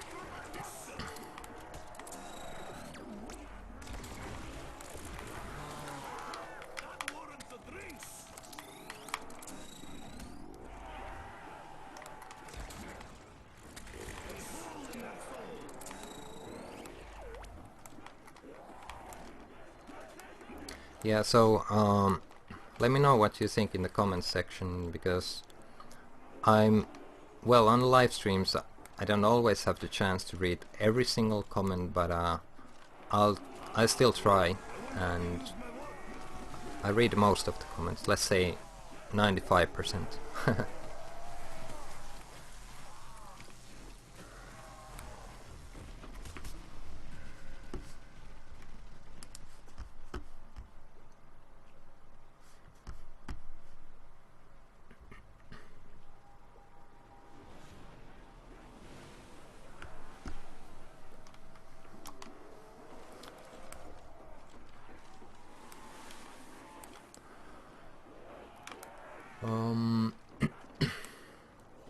Yeah, if some of you were wondering how far did I get on Verrupt yesterday, yeah, I got my goal of 50. Then after 50 I started trying a really suicidal strategy. I started using like the 2 traps, but in a way that I stayed inside the trap until the trap went off, which I normally wouldn't ever do, of course. And yeah, I actually managed to complete a couple waves. Well, not a couple, but wave 50, 51, and part of 52 in that strategy. So yeah, it was a lot of fun to do that strategy, and definitely, holy shit, definitely got good clips for if I would ever do another montage. So got my goal and got a nice ending, which yeah, I really didn't want to just suicide, because suiciding every time when you're on your target is just lame. I suicide sometimes, but not every time. And if any of you have seen me and Mato got to 51 on co-op back in the day, you will know what I'm talking about when experimenting something a little bit different. Lucifer, I'm coming for you!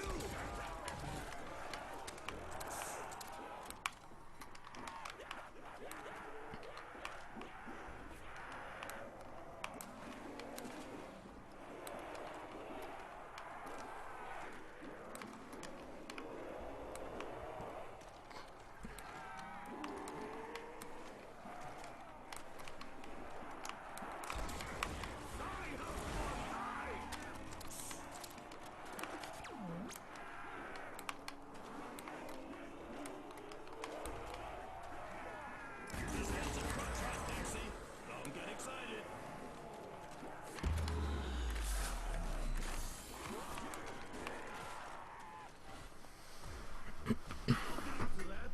Okay, I think I'll have break again at 30.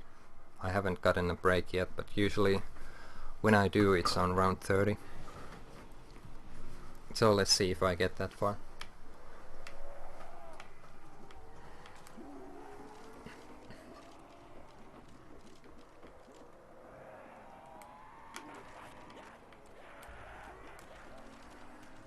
I will kill them all with this!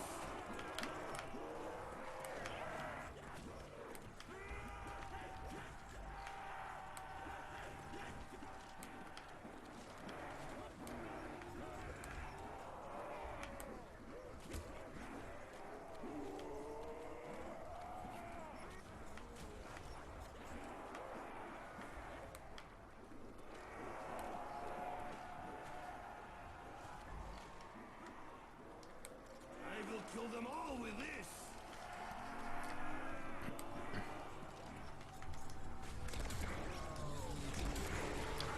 Cool thing about the Flocker, what makes it pretty much the best trap ever. Well, one thing, it's in the center of the map, like just in front of the center. Then the other thing, you can activate it all the time. It basically has no cooldown time. The trick is how to use it like that is, let me show you.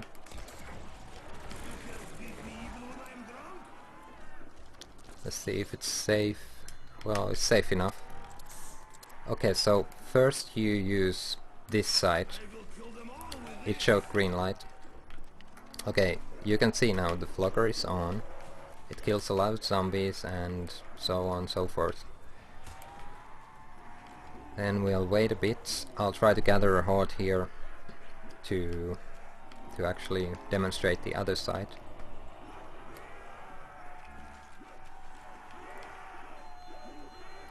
Okay, now you can see this side also. It has a green light, but the green light really doesn't matter. It said something like trap offline, you cannot use it, but what the hell, you can still use it. Okay, so that's how you use the Flocker efficiently. you activate it always from the different side, as like last time. So that way you can have basically infinite flogger. And I'm not sure if it was meant to be that way or if it's a bug in the game. Nobody really knows, but that's the way you can use it. And I do know that in World at War it doesn't work that way, so it could have been something that they added only for Black Ops.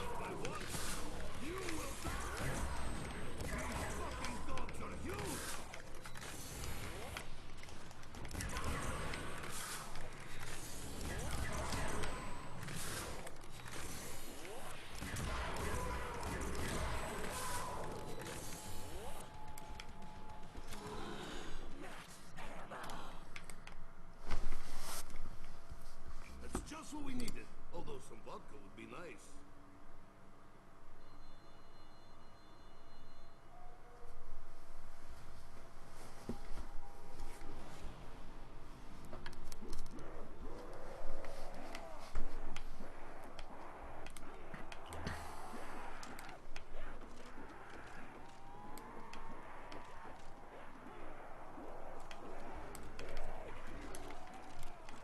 I will kill them all with this.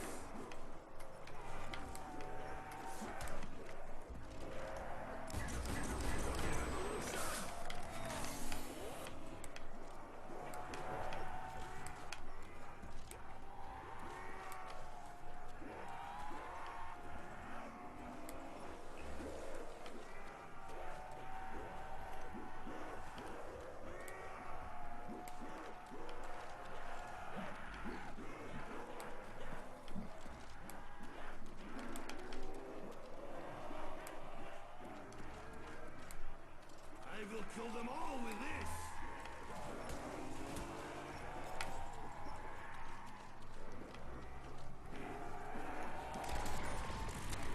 Don't slip on their guts.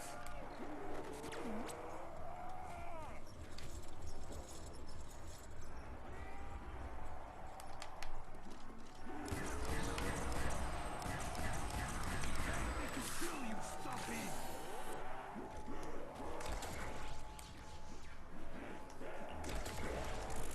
Burn him up. Nikolai is on fire.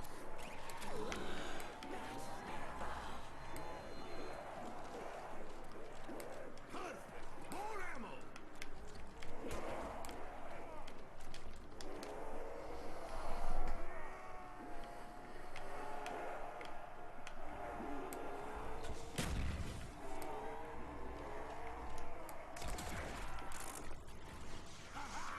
That warrants a drink.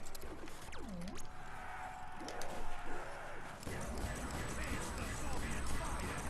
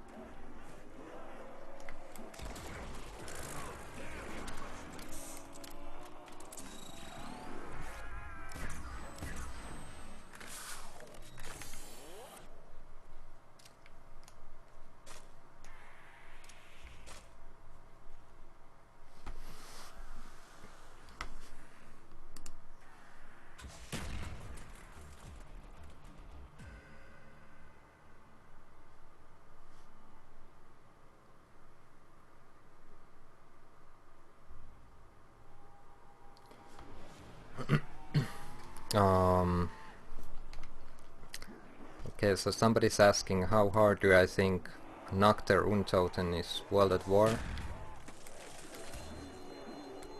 Well, it depends, like, you have to specify if you mean solo or co-op. They're two totally different games.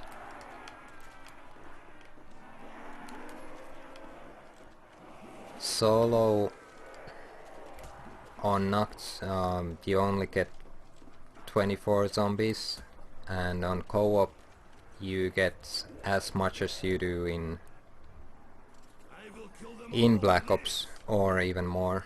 Well, it depends. I don't think it's as much, but it's close to being as much as on Black Ops. So you'll never be able to get to as high rounds on co-op when we're talking about World at War Nacht than you would get on solo. The world record at the moment on Nacht that's provenly achieved is 41 or something above 40. Well, whatever we got to with Mato. And for solo it's like way over 100 rounds higher, just because there's 24 zombies, but yeah.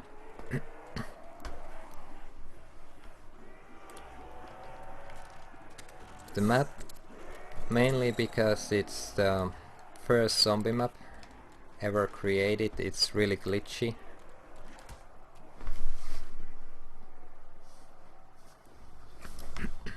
Like, and by glitchy I mean that, for example, if you're running the first room and you touch a certain wall or certain area, the zombies will get stuck in there, which doesn't happen in Black Ops. So even though their hits are a little bit delayed on World at War, it's still definitely not easier than Black Ops.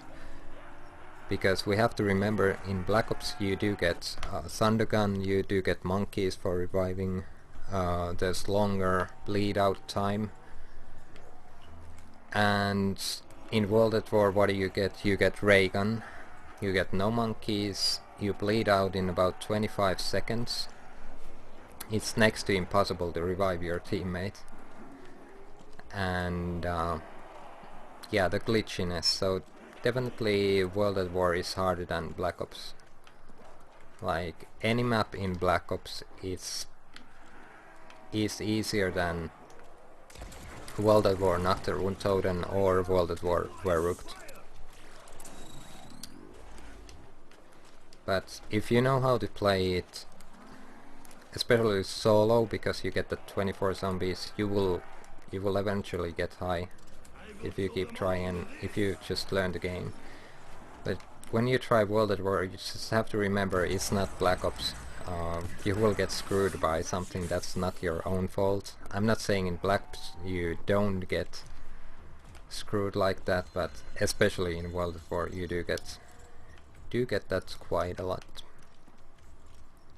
But I'll be back momentarily. If somebody asks where am I, just say I'm taking a 8-minute break. I'll be right back.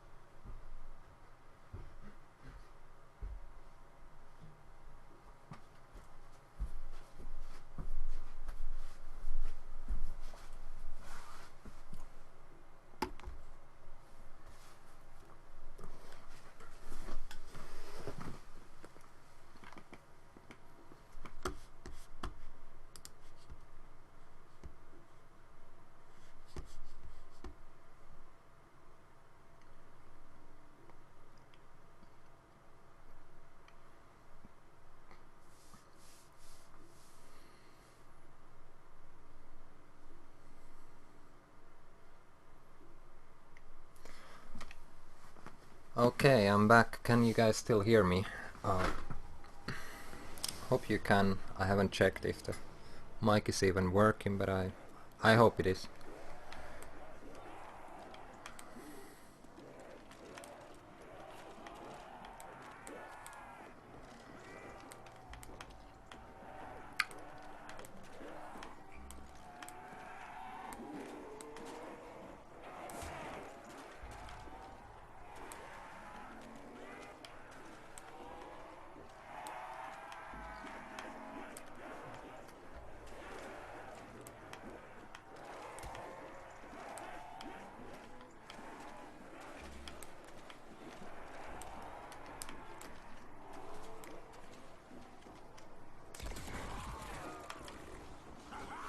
That warrants a drink! I will kill them all with this!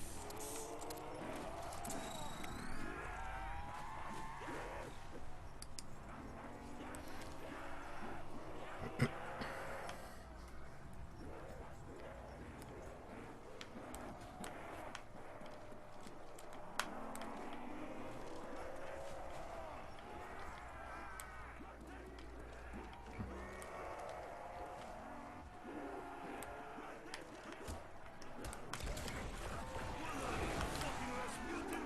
Stay dead this time! Oh yeah. Wrong side.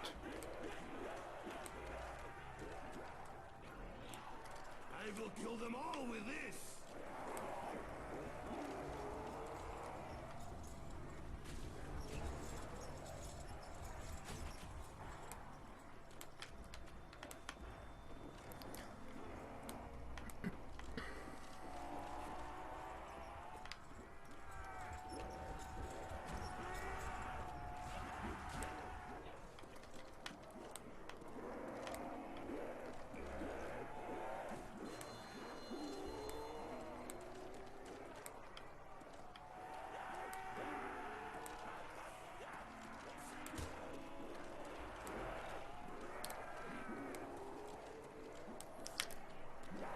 So this so-called strategy I'm using right here,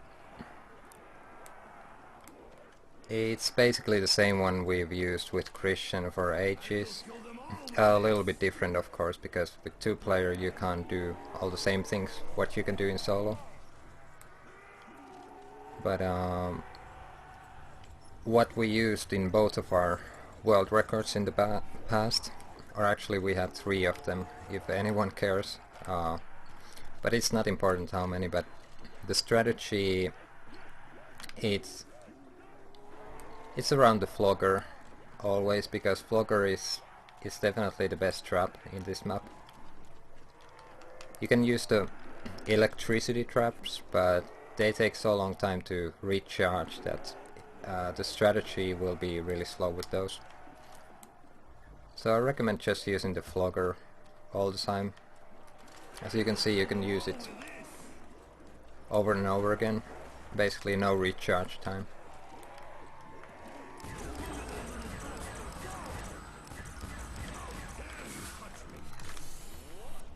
And I wonder how fast was that round. I don't think it took that long.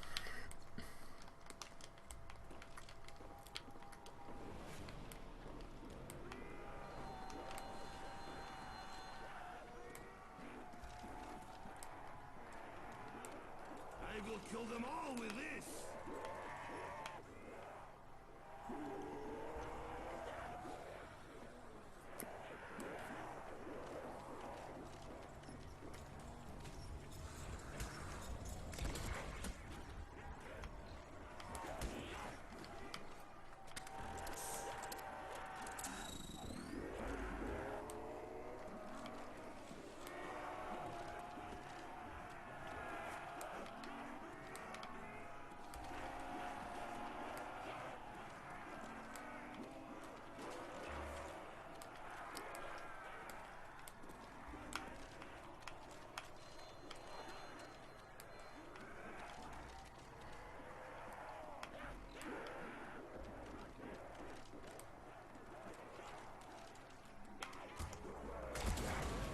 Oh my god.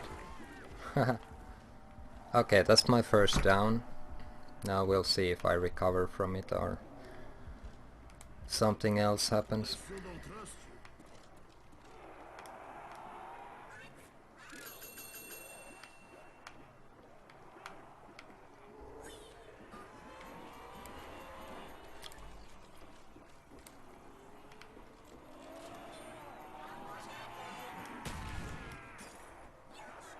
That almost sobered me right. This is why you need monkeys when you're playing solo.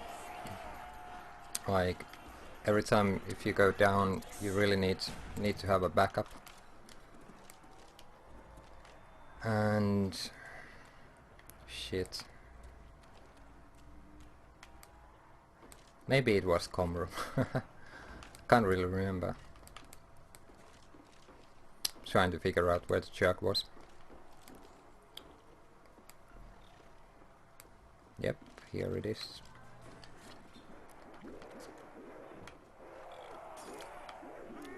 I am feeling even stronger.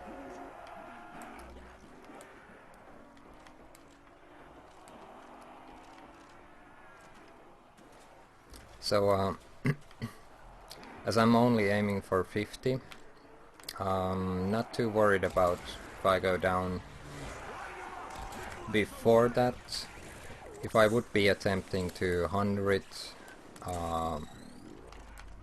yeah, my concentration level would be totally different than if I just go for 50. I mean, 50 is a high round already, but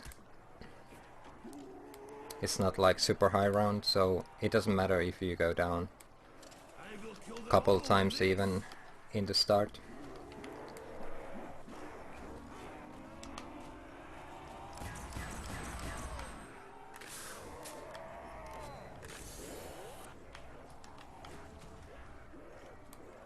After all, like, on my highest round in Black Ops 148 Ascension, I went down, I believe it was round 28 the first time, and I still got to 148, so I wouldn't be worried about the downs. People always pay too much attention to that. I don't know why. Of course the downs matter, like nobody wants to go down in purpose unless they're doing a suicide.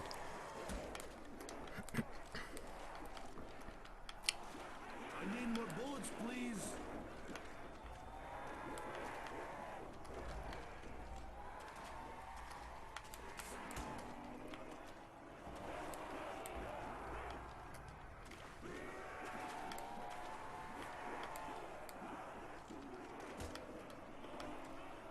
I need more bullets.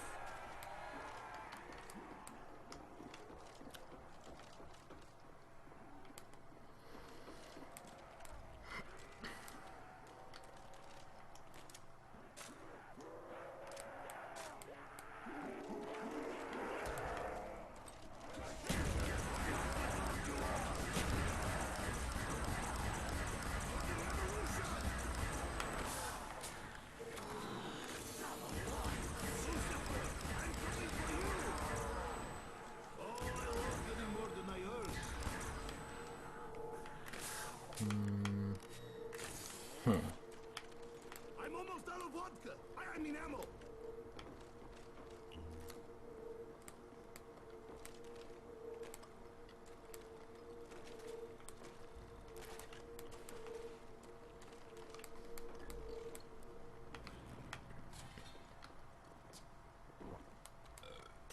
Comrade, share your ammo with me. But okay, I still have to be concentrated to even reach that 50, because not even halfway yet, so...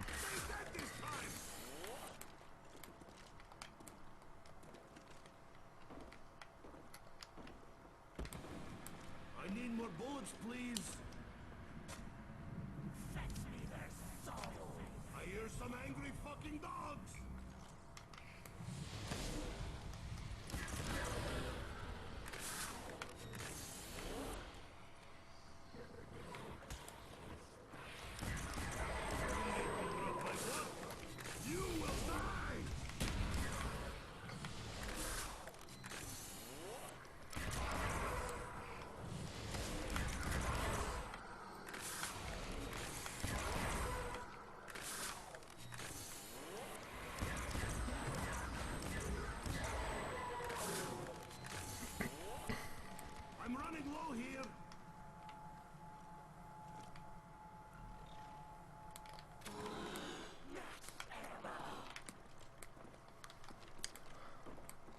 So although somewhat around 35, 36, I think it's the halfway.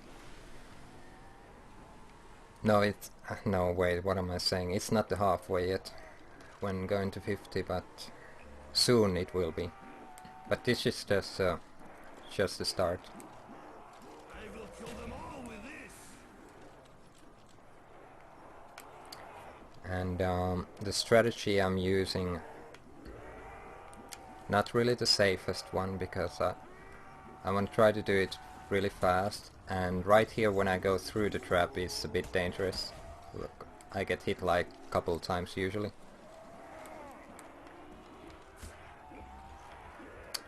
But it's what I want to do, so I can't really complain if I go down because of the strategy, so...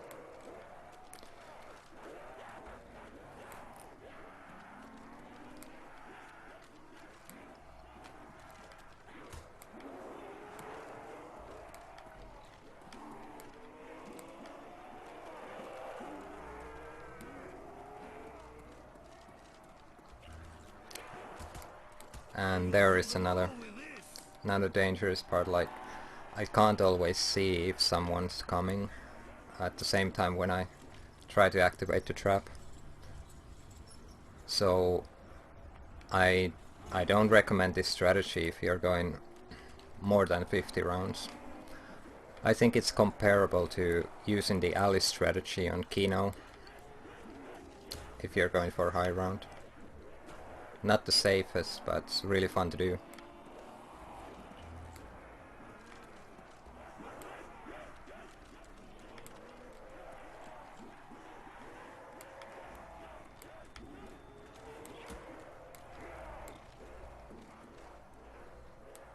I will kill them all with this.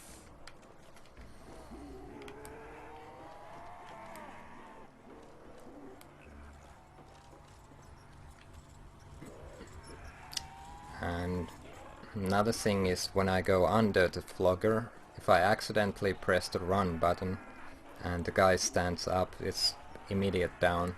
You go down no matter what. So that's another thing.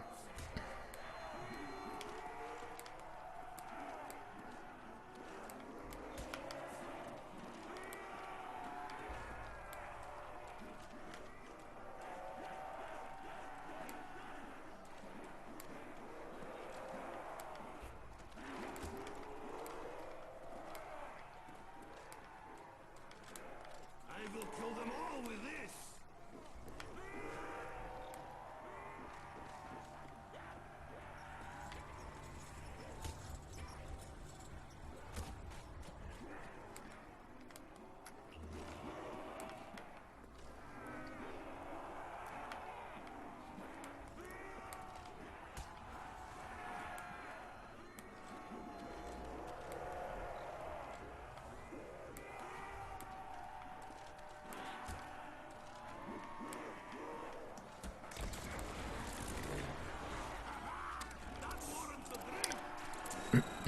Okay, one thing I'd like to mention about the Wunderwaffe, like when you're using it as a safe weapon, just like I did there, the thing you gotta pay attention to is that you have to pay attention to which zombies get electrified in the horde, and then just dive through there quickly. Because mostly it's quite random on which ones you actually kill and which ones don't get affected by the Wunderwaffe shot. So you gotta pay attention which ones do get killed, and then go through there if there's a wall of zombies in your way.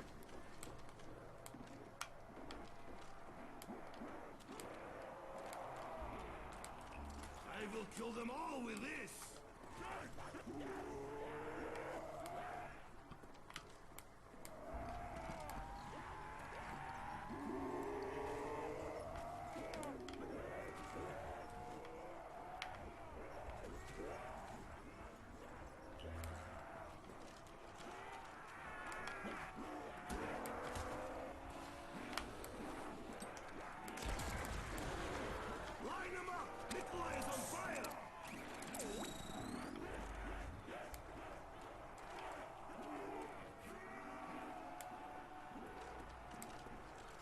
will kill them all with this!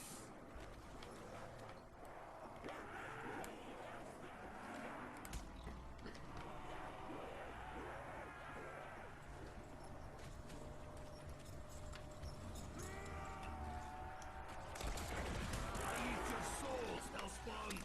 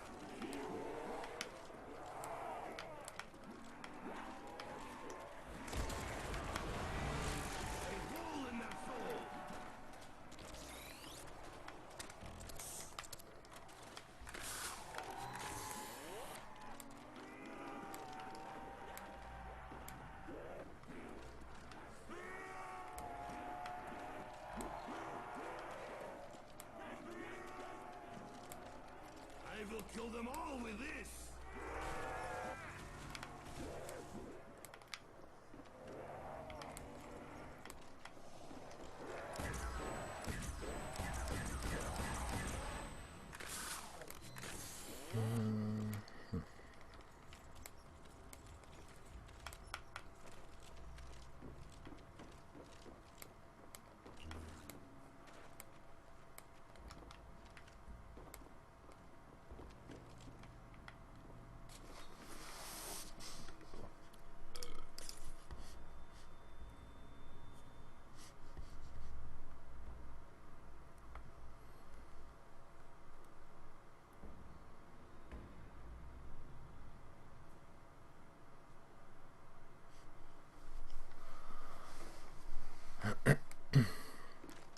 Yeah,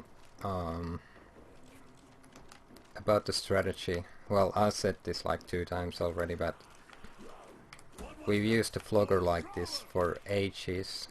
Like, ever since the first times we did over 50 rounds with Christian. This is the way we use the flogger. So the strategy is nothing new. But just for me, that I'm using it solo, it's a lot different than playing co-op.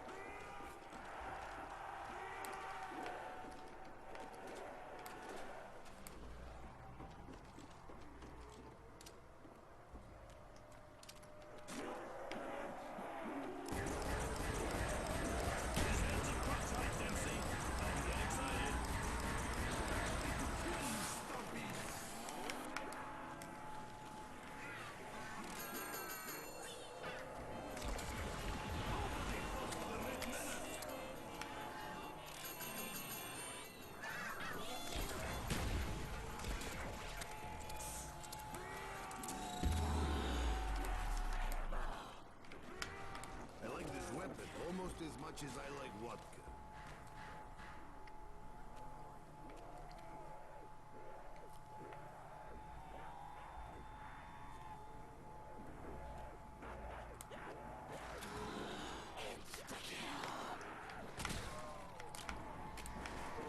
Now they all die. What am I fucking doing?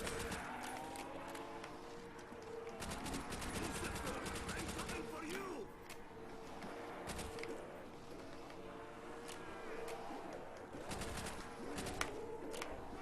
Nobody fucks with the Red Menace. Look at all this dead meat.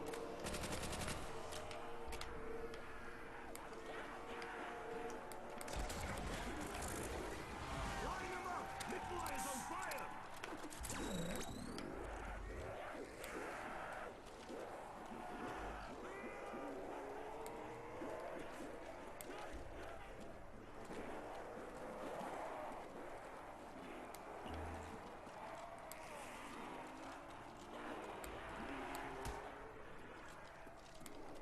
I will kill them all with this!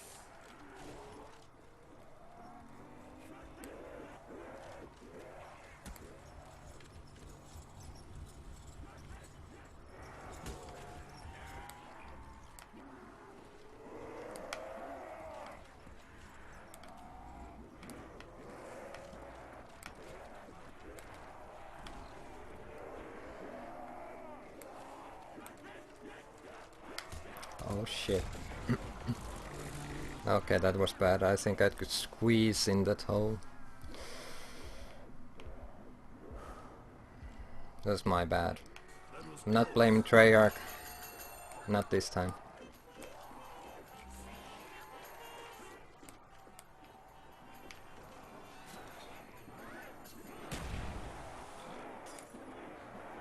That almost sobered me right up. Damn shame.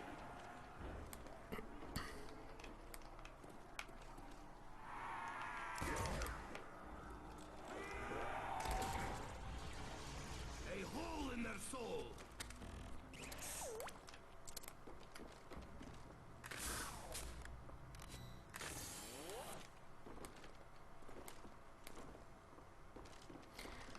But I'm not going to change the strategy into something safer. I am feeling Just even because it's stronger. not fun to play with something that's too safe, so I'd rather keep doing this, and if it fails then it fails, but I'll attempt again then. But yeah, it's a long way till 50.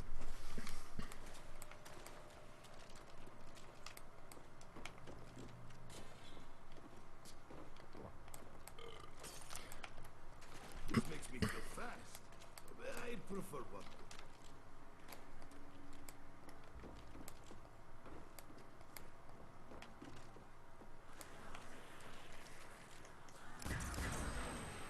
Stay on the floor, you fascist!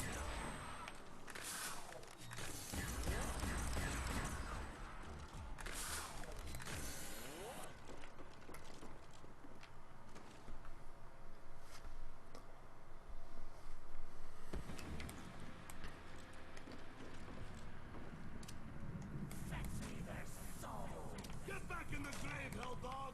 Die again! No vodka for you!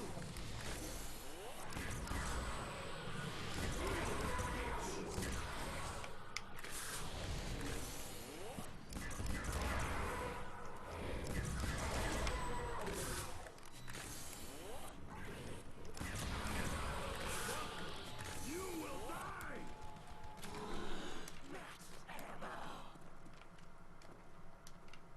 More ammo to keep my vodka safe with.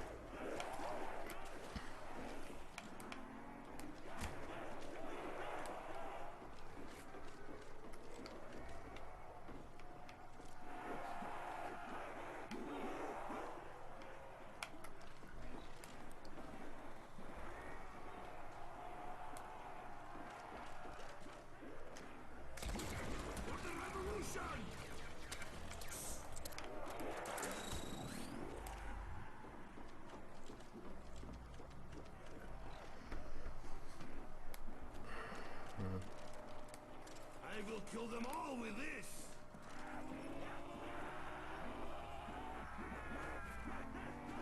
Hey, no matter if I reach my goal on this game or not, I definitely want to get to 50, but it's kind of, I guess you could say it's my first attempt, so I'm not saying it's 100% sure that I'll get there, but after this game, or yeah, already now, you guys could think of one good challenge for Numa, because I haven't done many of the, you know, camping challenges here. So if you could suggest something on the comments that would be interesting to do in Numa, I might do an open lobby and play with 3 of you guys after this game. I might. So put it in the comments, and if there's something inspirational, we'll play. I will kill them all with this.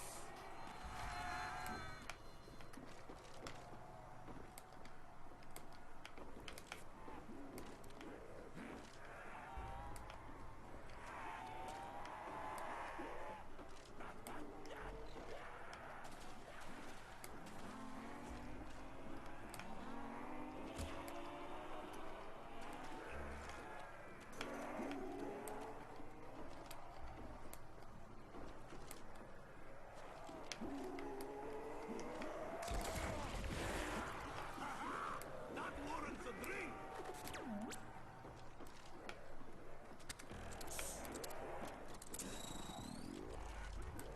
I will kill them all with this.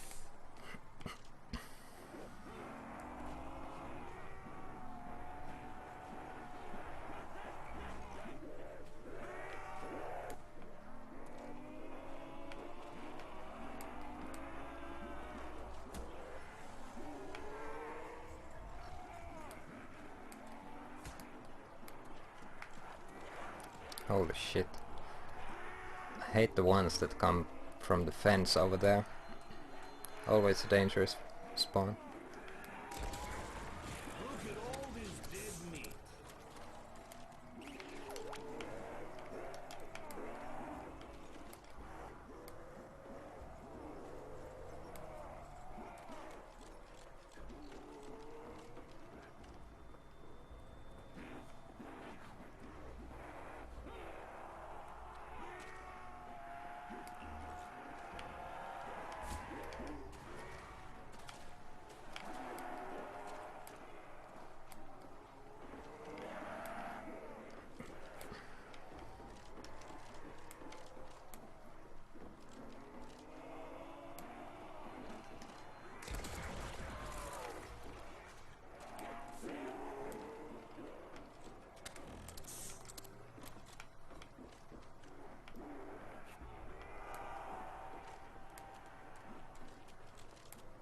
I will kill them all with this.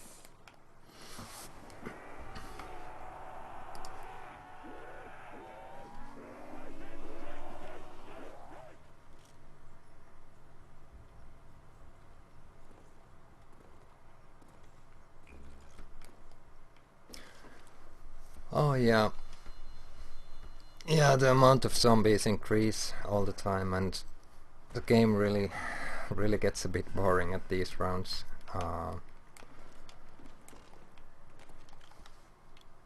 At least I'm trying to be positive. At least I'm not attempting 100, which would take forever. I don't know how those guys nowadays, like, who attempt for really high rounds, how they keep themselves awake and so on, because it just gets so boring after a certain point. Don't slip on their guards.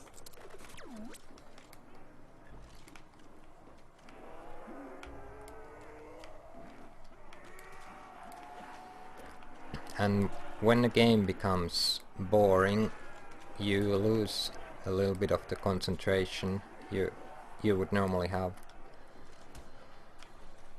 Like, you know, when something is all the time interesting, it feels new to yourself. you have a total different concentration level. I remember when the maps came out. Once again, I was all the time really concentrated in the game. I still am sometimes. Not all the time, but I think most of the time. But when I do an attempt like this, it's just like...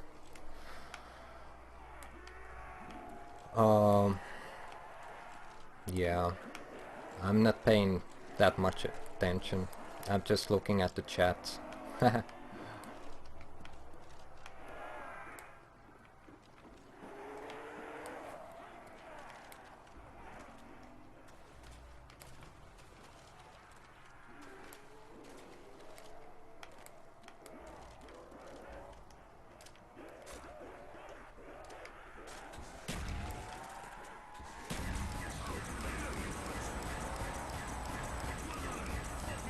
And this is something you don't want to do. Kill them with the ray gun, but I'm gonna do it anyway.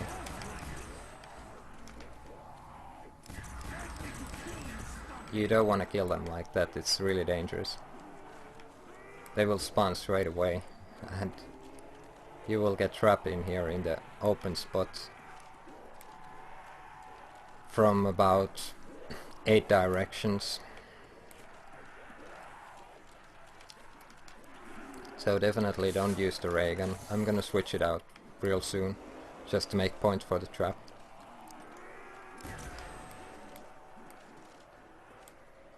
I will kill them all with this.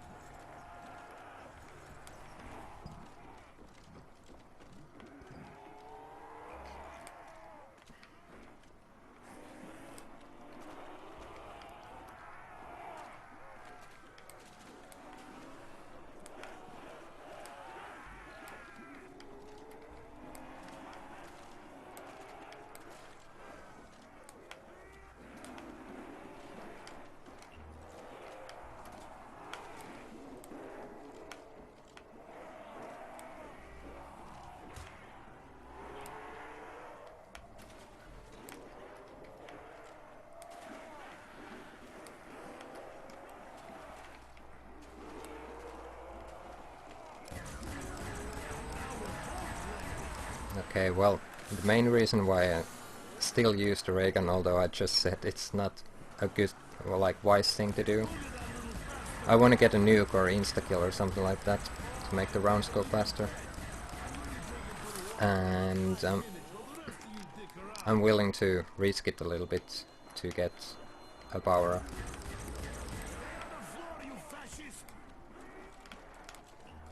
I will kill them all with this.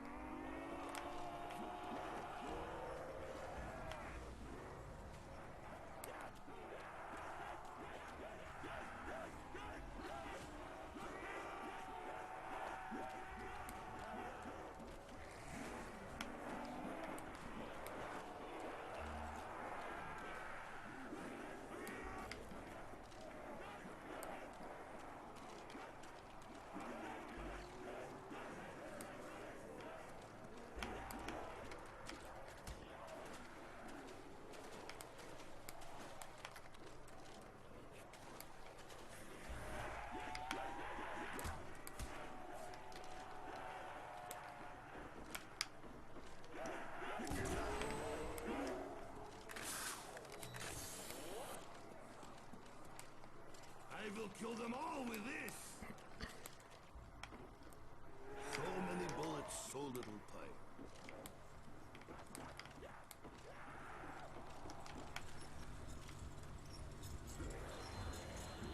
What was that? Oh, throw him! For the revolution!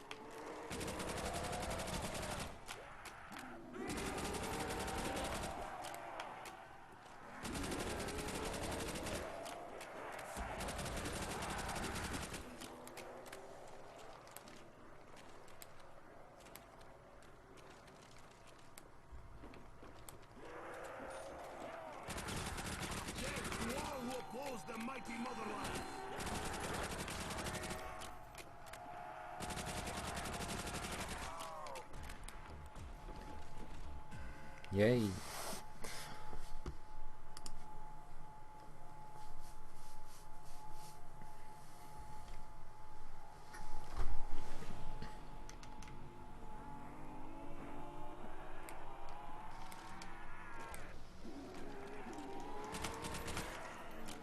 Time to light 'em up!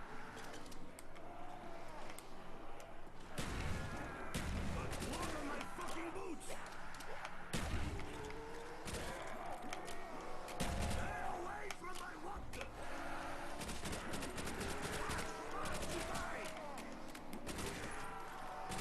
Dare you touch me!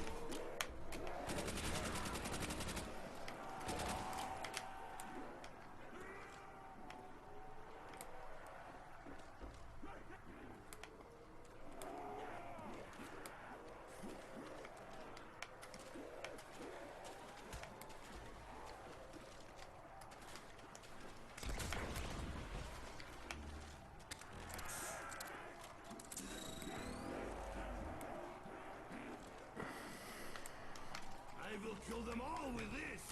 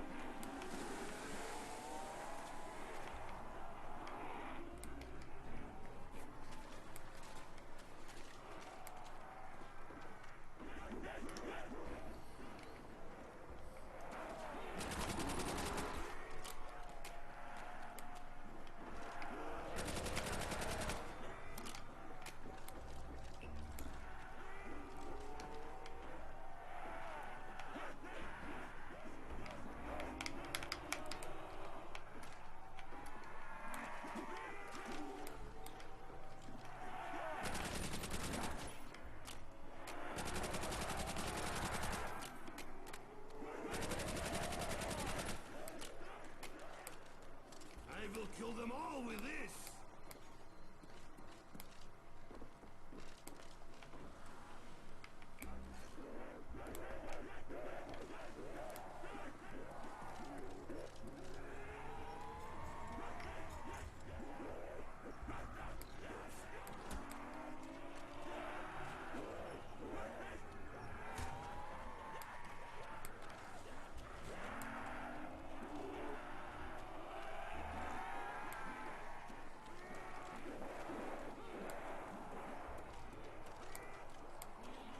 I will kill them all with this!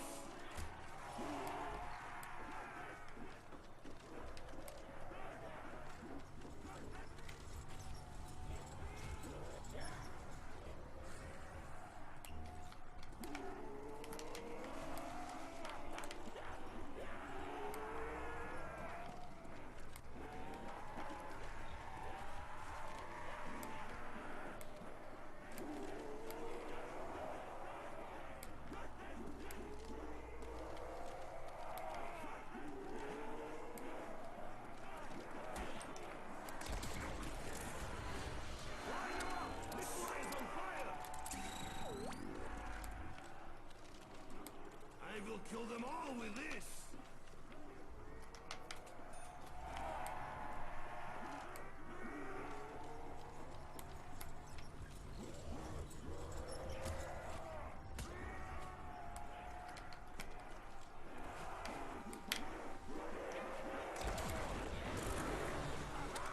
That warrants a drink!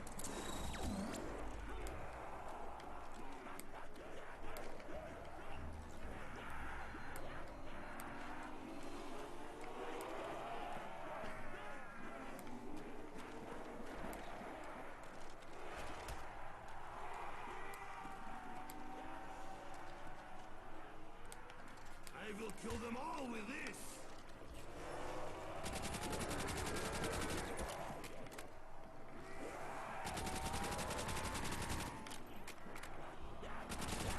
Revolution!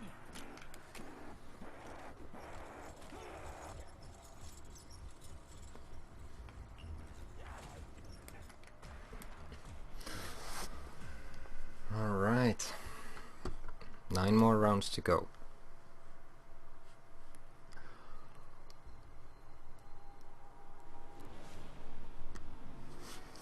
Ooh. I don't know, for me just playing solo like this, even when it's a live stream, like for me doing a live stream is more interesting to play than just playing by myself. But the solo is just not my thing. Never has been, never will be.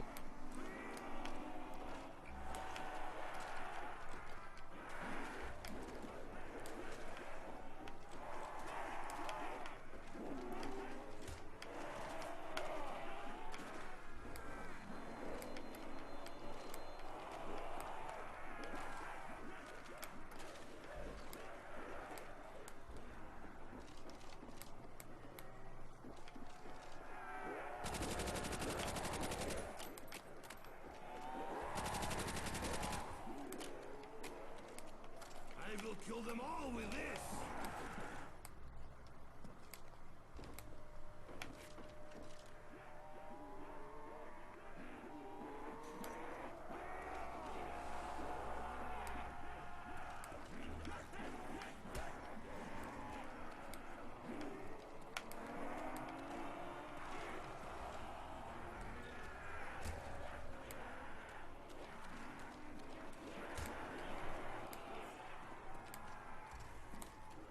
I will kill them all with this.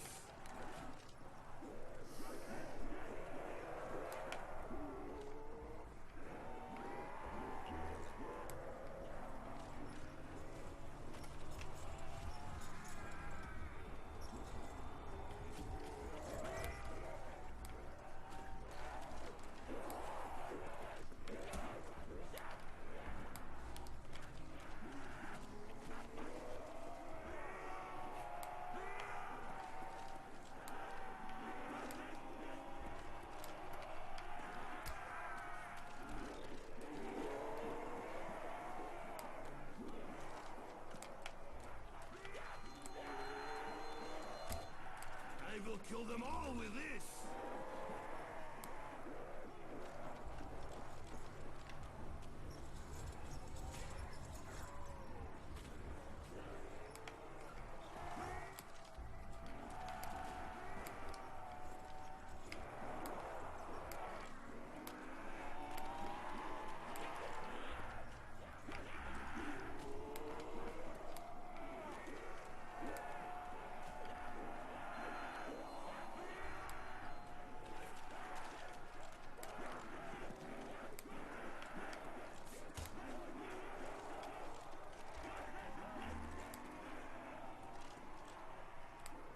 I will kill them all with this. Come on, the round should be fucking over. I don't wanna play like round 41 for ages, even when I'm doing a dangerous strategy like this. Well, I don't know if it's really that dangerous, but it's more dangerous than some safer strategies. Even then the rounds, even at 40s, last this long. It's bullshit, it should be shorter.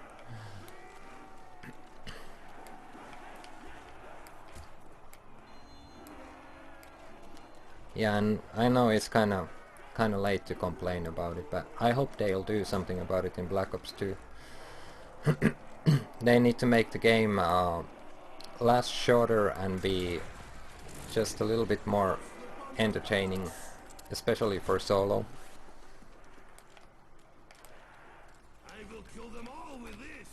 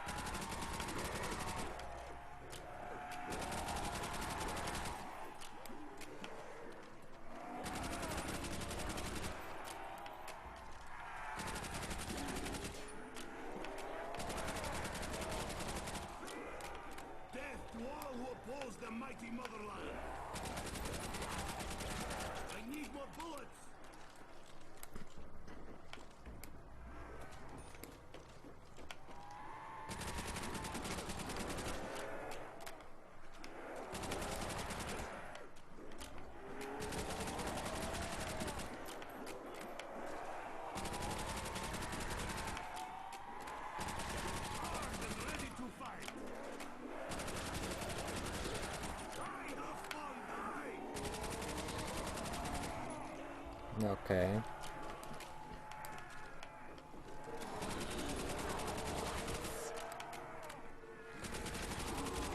To all who oppose the mighty motherland.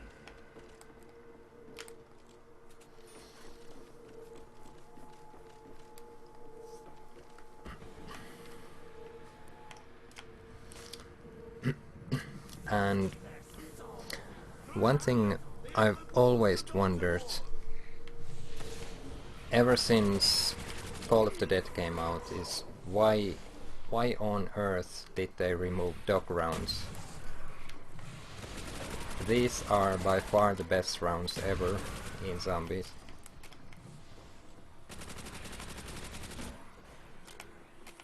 It's like dog rounds actually, I know they make people happy even.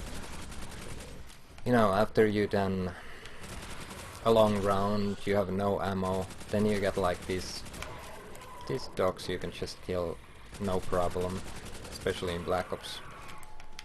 So why did they, well, okay, Ascension, there were still monkey rounds.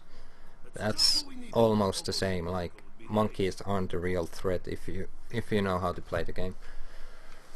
But Call of the Dead, Shangri-La, Moon, all of them suffer from the fact that every round is the same FN thing. Maps before those were kind of, in my opinion, more enjoyable, because there was a round in between that was something different. Like, doesn't necessarily have to be dogs, doesn't necessarily have to be monkeys. Like, if Treyarch doesn't want to put those rounds, then fine, but they should put something extra. Would make the game more, you know, variable, more fun. I will kill them all with this.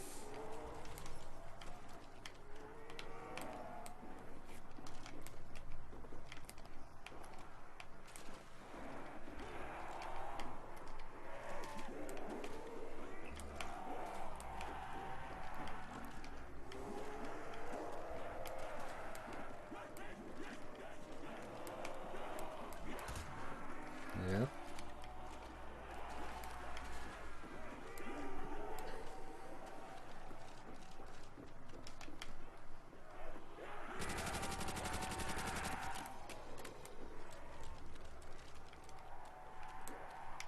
What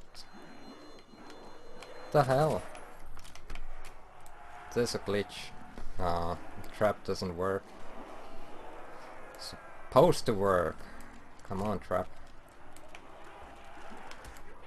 Thank you. All with this.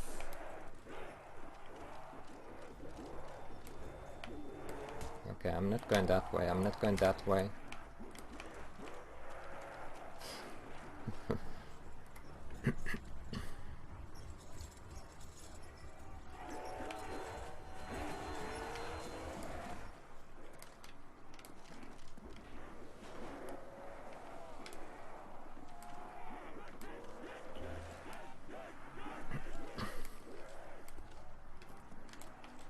I will kill them all with this.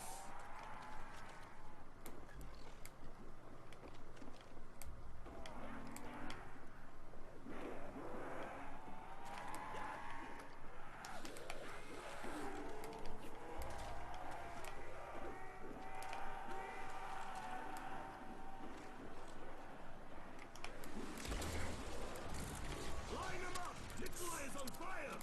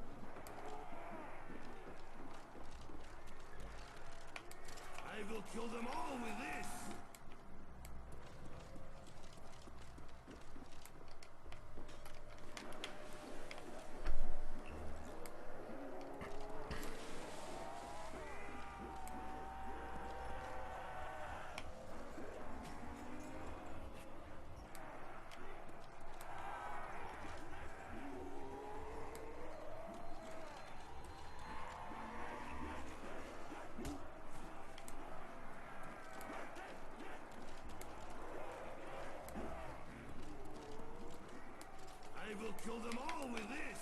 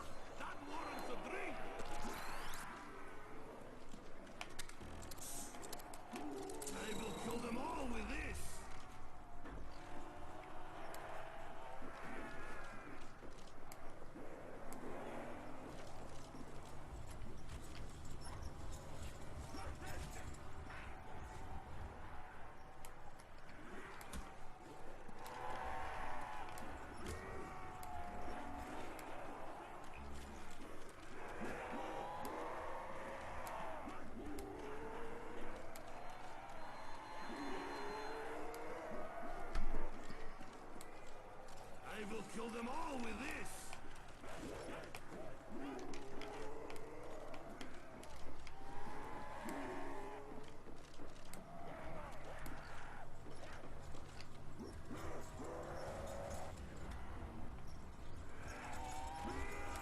And that should be it.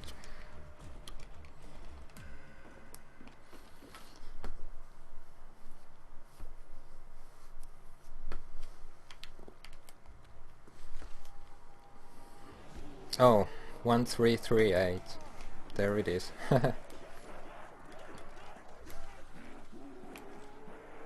Well, not quite. I will kill them all with this.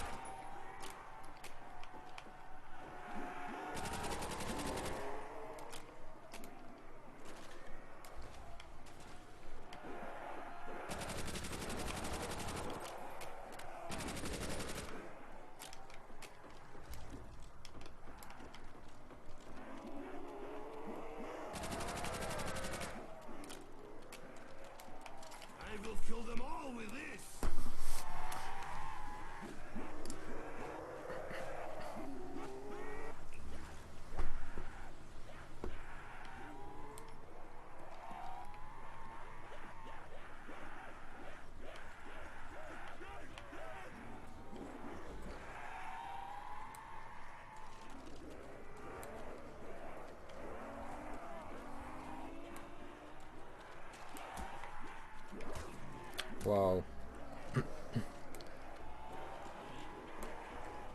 Oh, I almost got stuck there.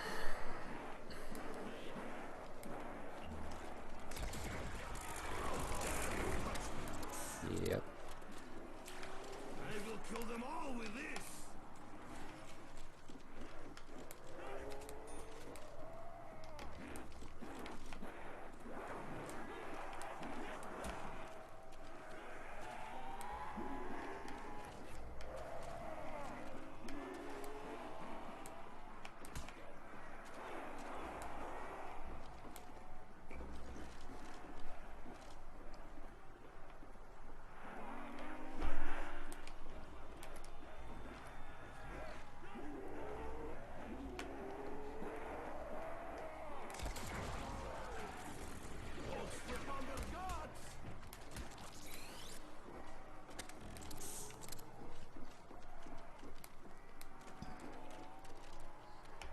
I will kill them all with this.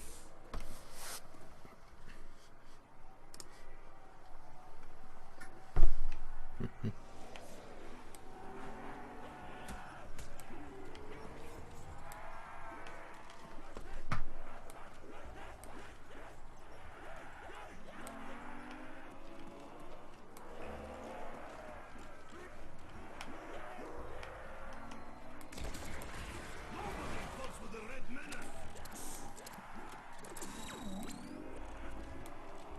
I will kill them all with this.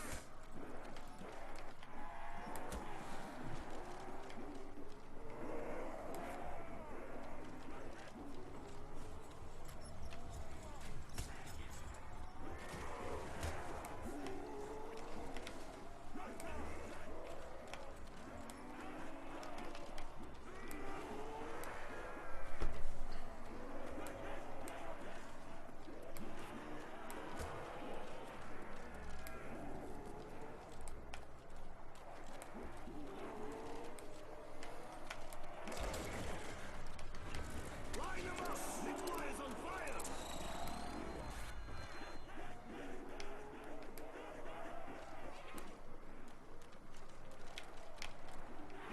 I will kill them all with this.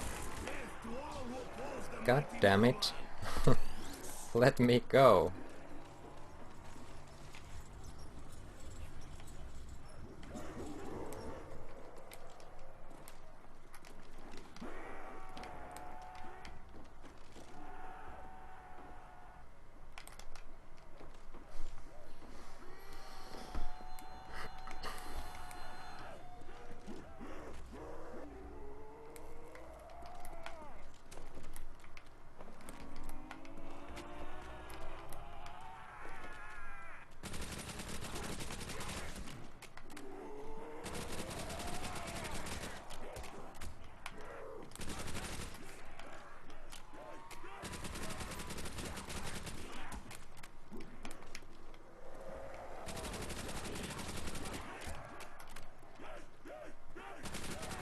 What are you, fucking Rasputin? Stay dead this time!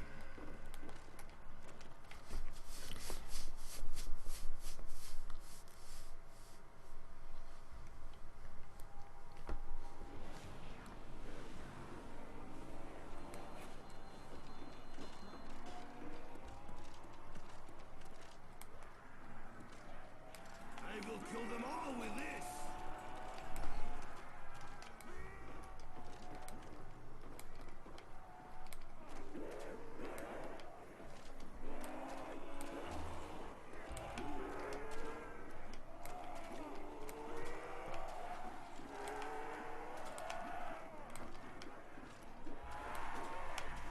Oh my fucking god.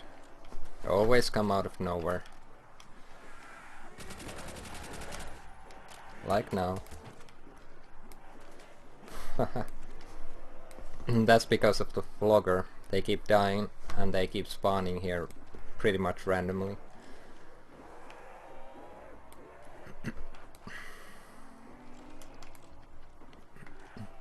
Not a problem really in World at War because they don't respawn. They just, there comes one horde and then it's done the whole round. But here it's a little bit different.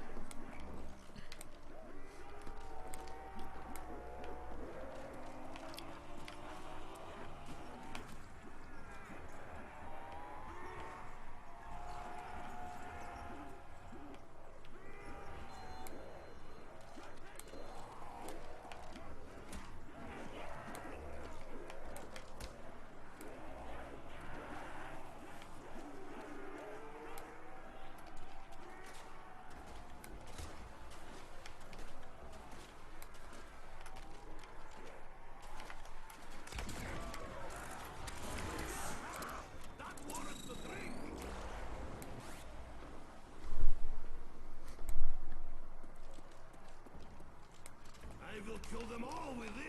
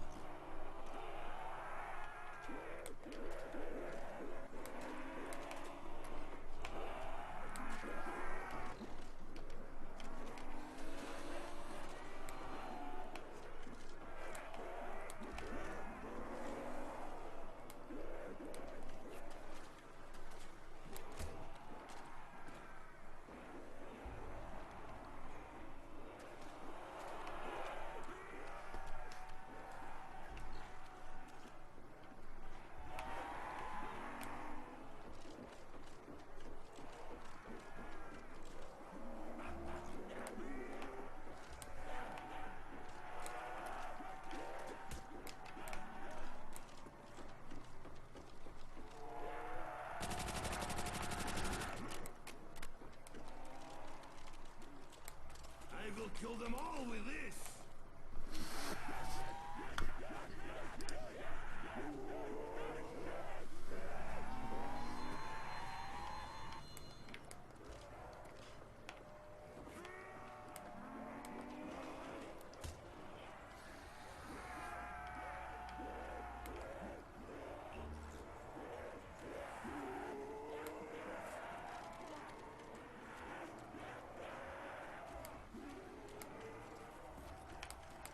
Oh my god. Shit.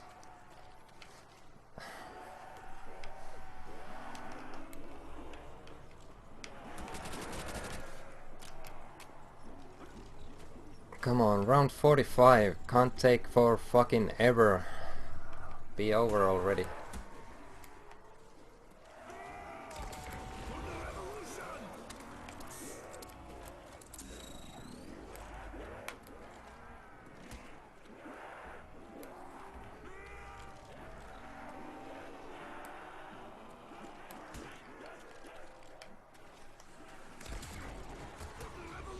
Oh my god. Did you guys see that? I shot the waffle and nothing happened. Now I'm gonna get screwed.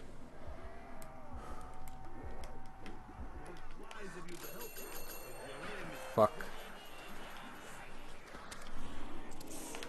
That's why... That's exactly why you don't trust the waffle. And okay, yeah, ignore the monkey. Yeah, please. And that's exactly the reason why you don't trust the waffle. It will... Most of the time it will save you, but sometimes it just kills the wrong guys. So... Yeah, but it's still a good weapon. It's a classic first wonder weapon, basically. Other than Reagan.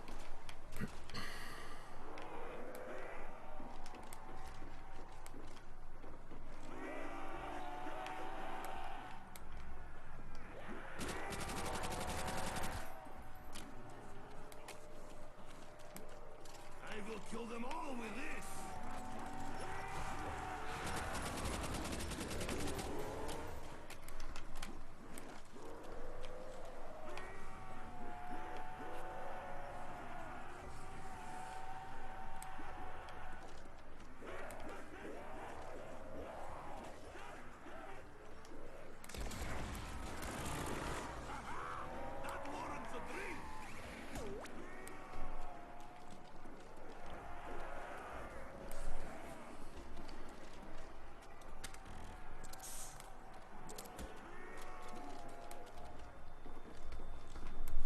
Oh.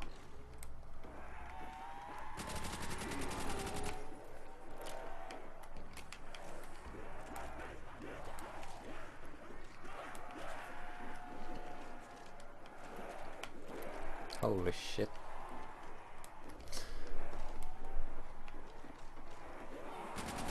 Yeah.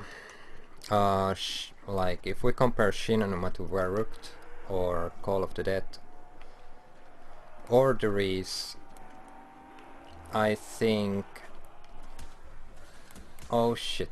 Well, for me, Numa and Call of the Dead are the most boring ones, the Reese, it was quite fun to do solo. Also Varuked in the end. Especially the last rounds yesterday was really fun to do, but Shin and Numa just takes forever. And the round is over at the same time when I say that. Yeah. As I told you before, this is the map I play the least because not my favorite one. It's a good map, but just I don't know.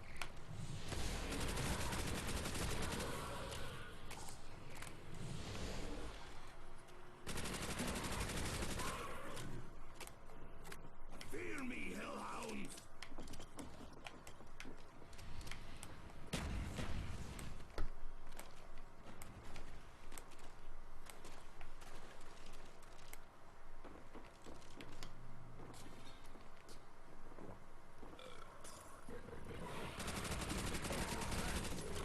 I prefer.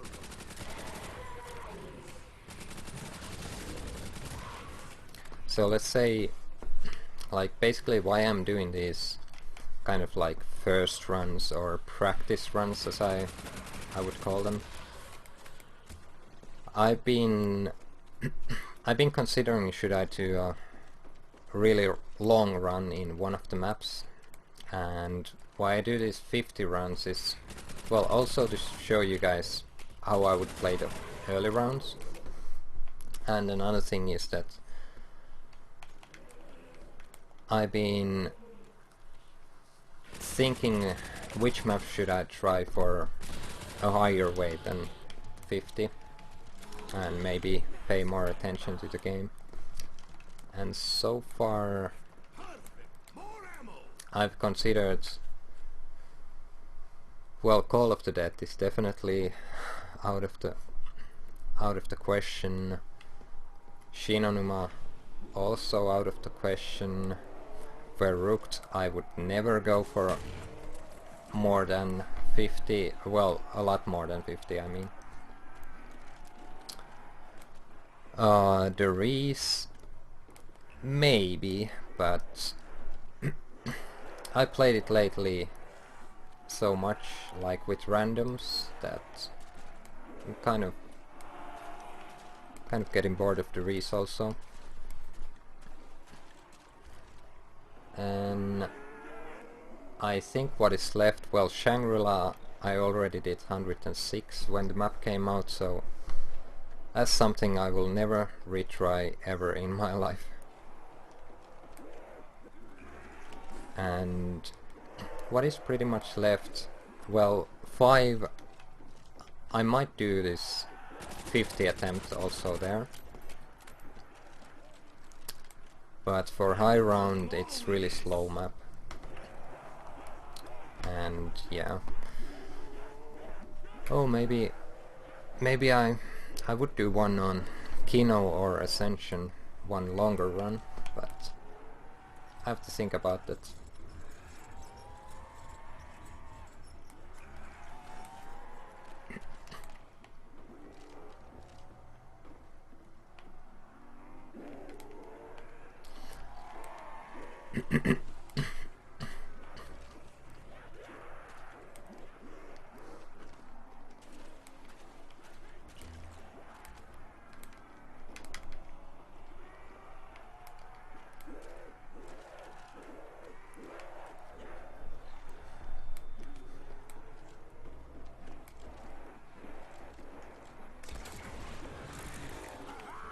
That warrants a drink!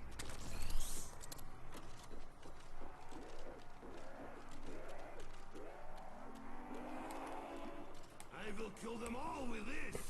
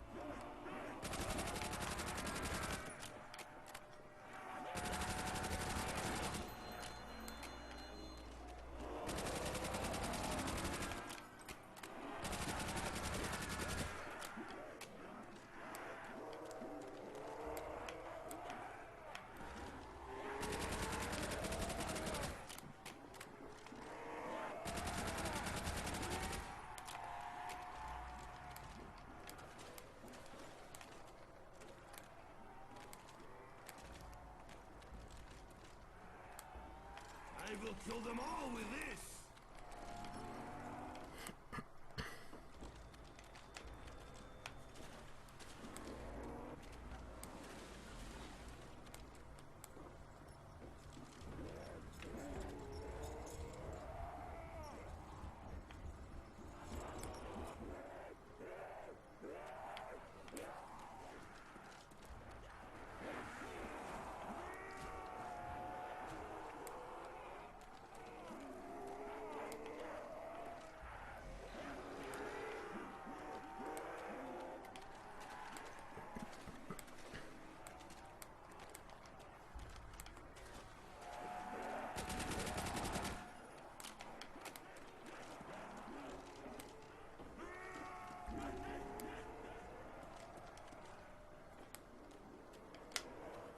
I will kill them all with this!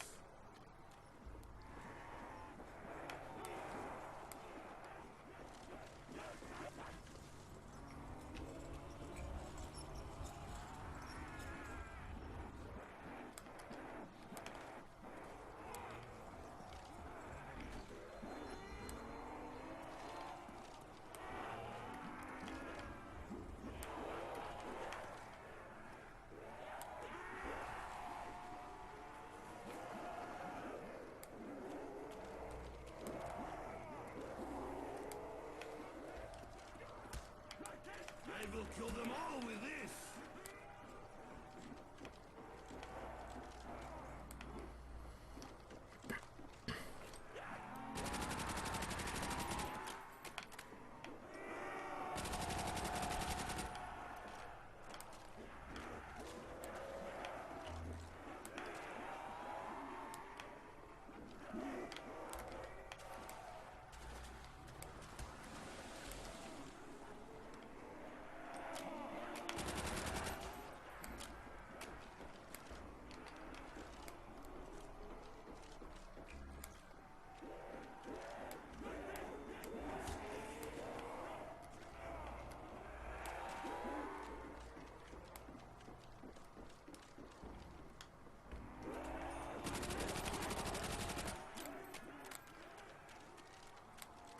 I will kill them all with this!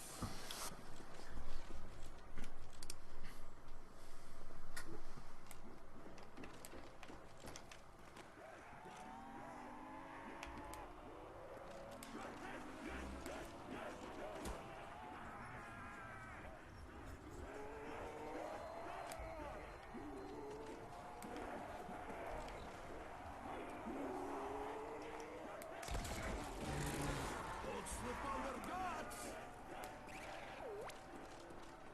I will kill them all with this!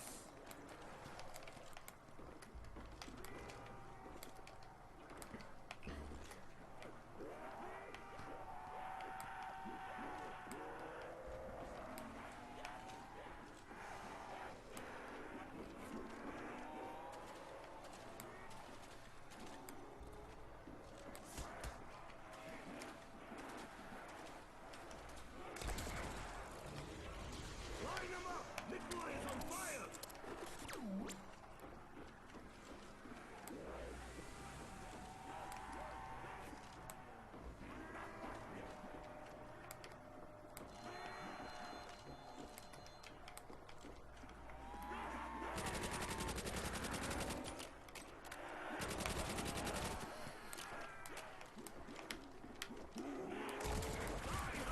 No fucking fuck. I will kill them all with this!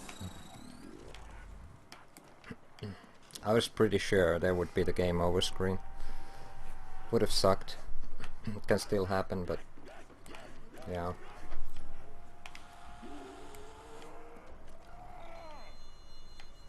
Well, always happens because I'm not used to the Wunderwaffe, to be honest. Pretty much every time, well, not every time, but most of the time when we used to play co-op, like the Reese or Numa, when we played with Christian or somebody else, and I was the one who almost never had the Wunderwaffe. I was always the one with the crossbow. Well, not here obviously, but I had something else here. such as Reagan or whatever.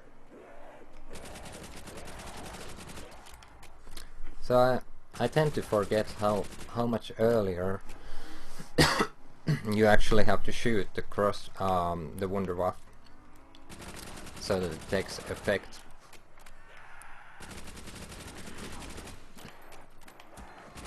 I need more bullets. Out of ammo. I will kill them with my breath. Okay, it's unexpected.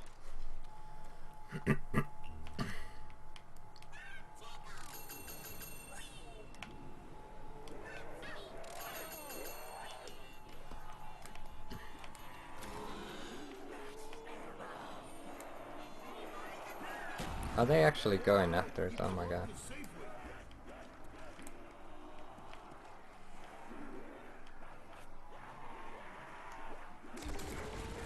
Yep.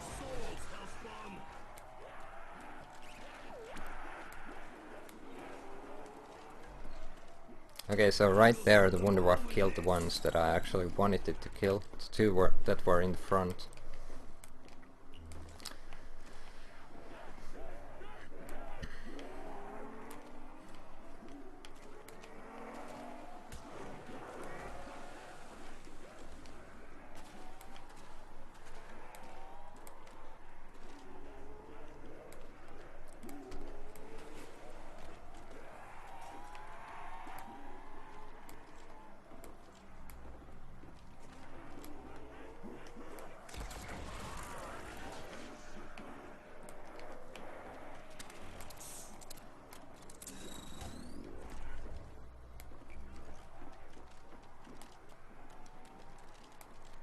I will kill them all with this.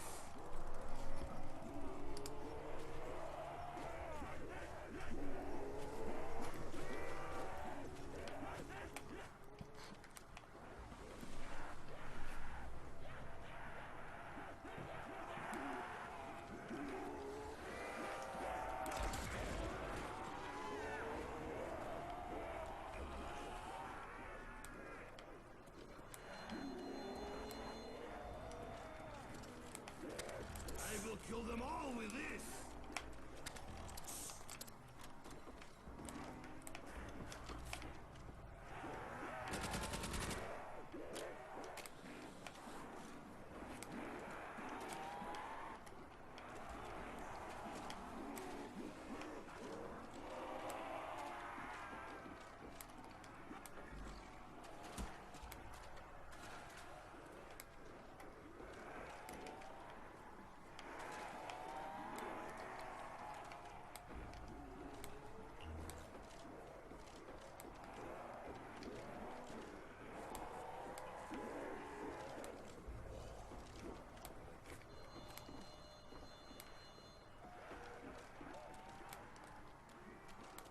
I will kill them all with this. Okay, better not go too close to the trap. I have no idea how well this safety line is designed in this game.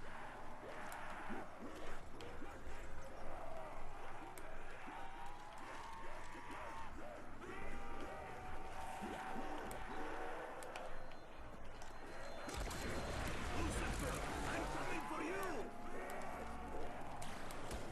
I will kill them all with this. Oh, come on.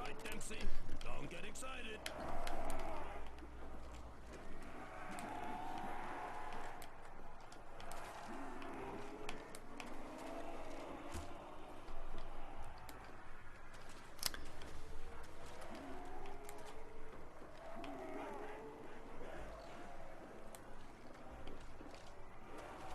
So what do you guys think? Will I make it to 50? Like on the other maps, or will I fail miserably just before reaching 50? What do you think? What will happen? Put it in the comments.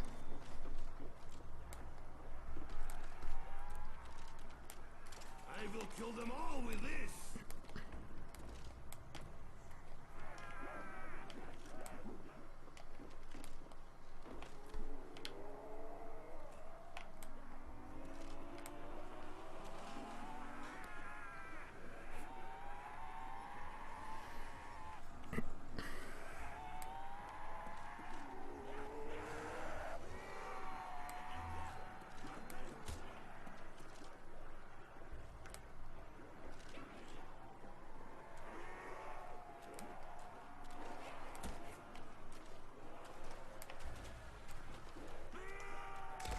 Don't fail on me now. Ease your souls, hellspawn.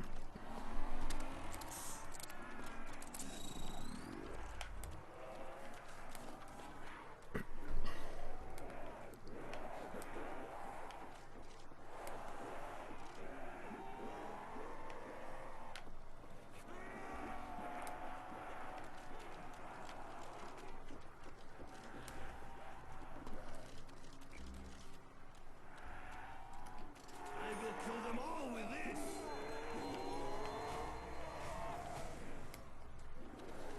Always one managed to escape.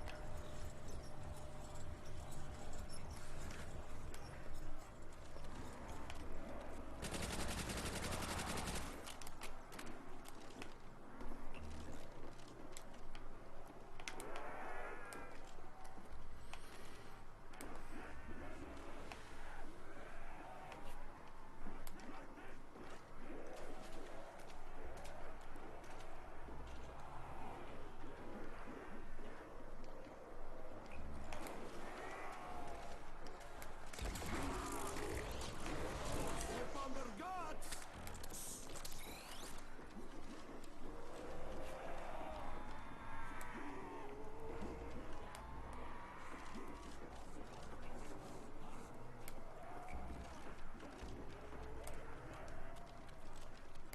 I will kill them all with this.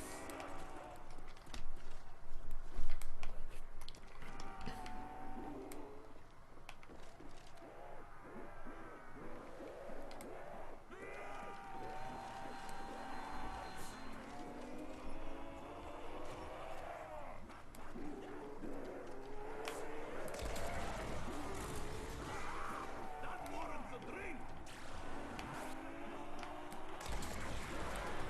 Don't slip on their guts.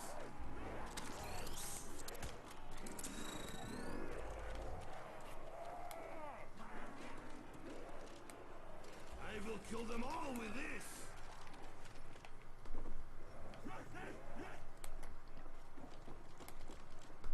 Alright, looks like we got only one more round to go. Definitely not my best game in Numa. Well, it's my best solo game because I never tried it before, but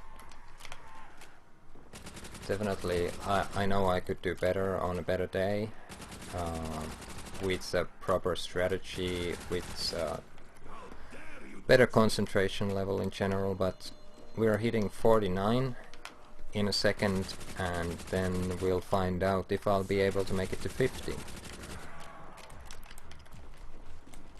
Got 9 shots left in the Wunderwaffe, I got all monkeys left, I got 42 shots in Assumption, but can easily get more of course. Hardly any money left, 2 Betties, all grenades. Let's go.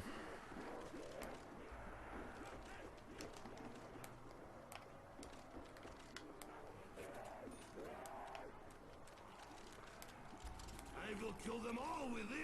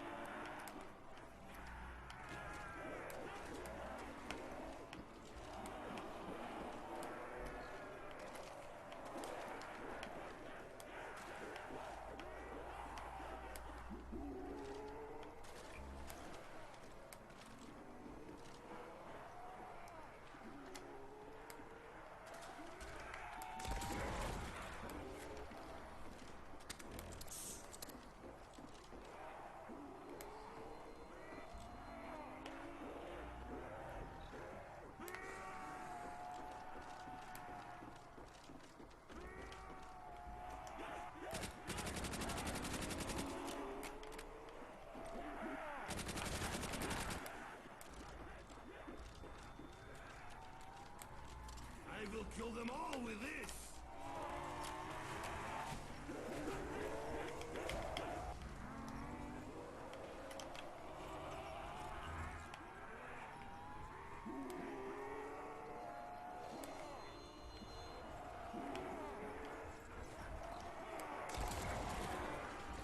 Light him up! Nikolai is on fire!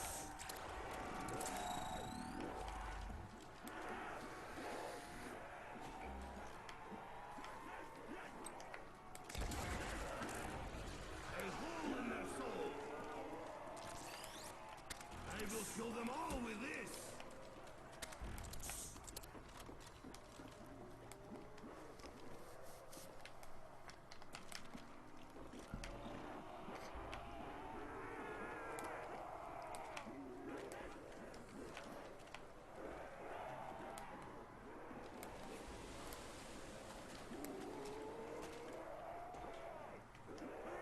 Comrade, share your ammo with me.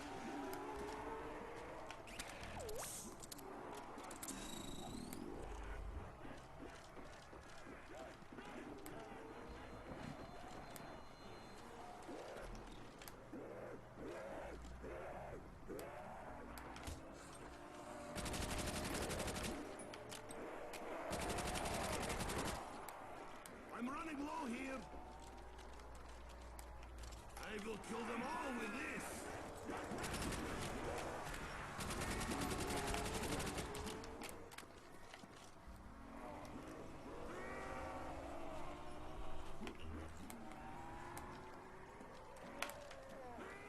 I need more bullets, please. Starts to lag. You know, well, Xbox players probably know, but it sometimes gives these 3 lag spikes. And I usually just pause it on solo. On co-op you mostly just die. You can do nothing about it.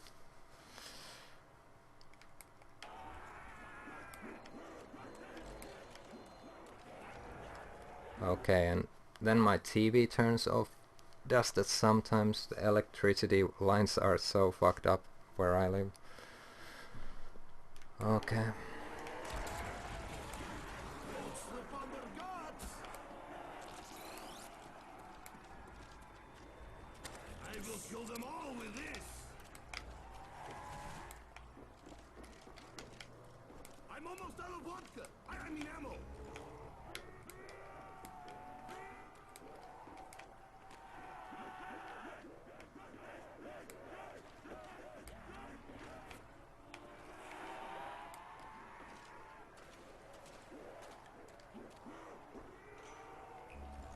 I need more bullets, please.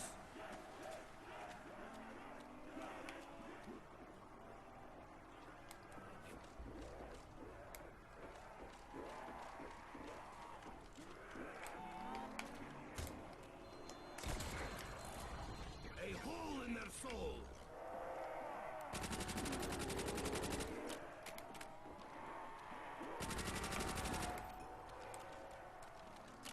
I will kill them all with this.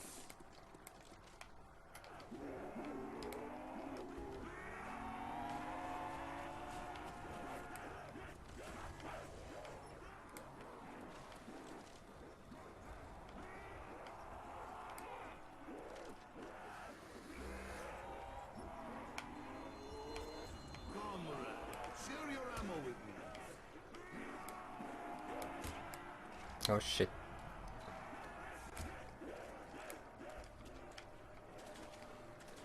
And this is a very stupid thing to do, but I don't want to use the last Wunderwaffe shots. Going in the deep water, not recommended in Numa. I need more bullets.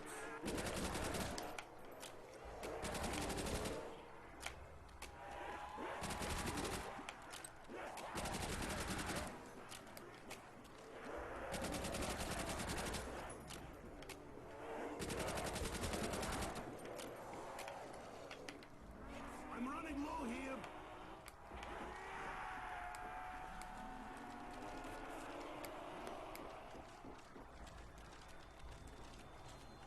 I will kill them all with this.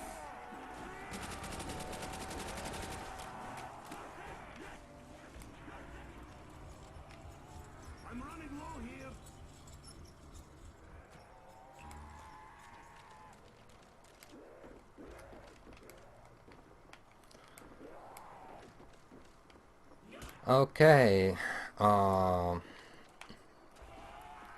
Yeah, you probably know what this means. This last guy over here. What's that clicking? Oh, I'm out of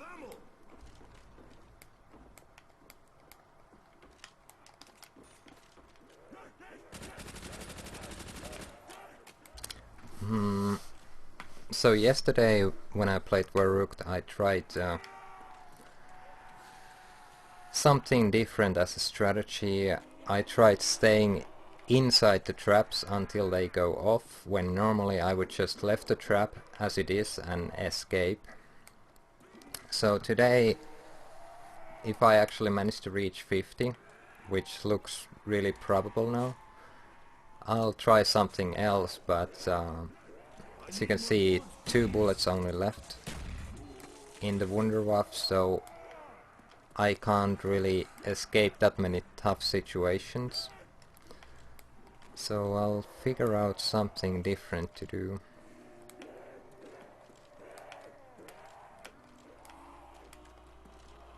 Let's see the map a little bit.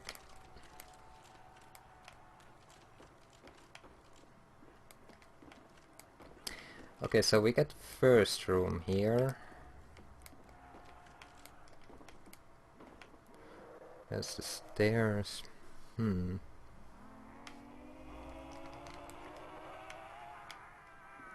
Yeah, for those of you who don't know, Share your ammo with me. I have no intention in going further than 50, so I'm really happy that I got this far on this attempt.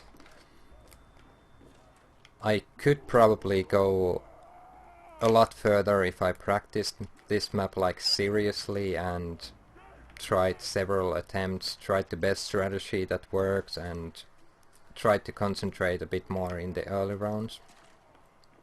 But for now, this is just what I wanted. So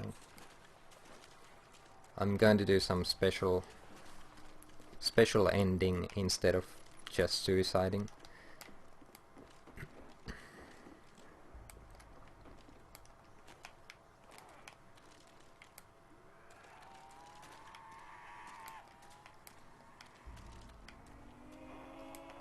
Kinda like this area.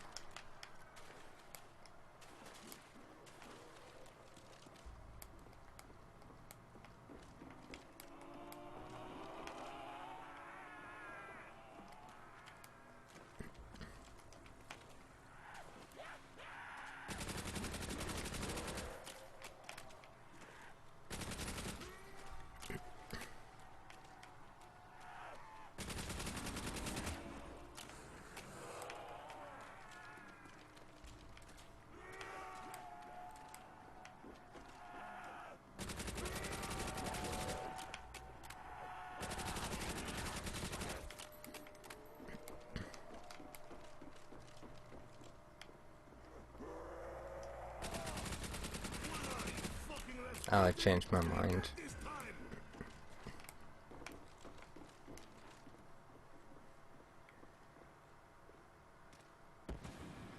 Oh.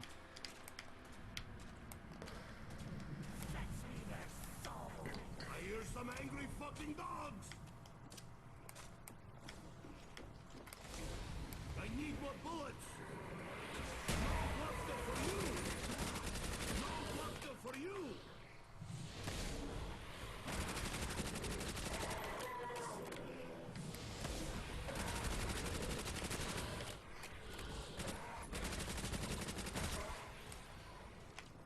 Out of ammo. Kill them with my breath.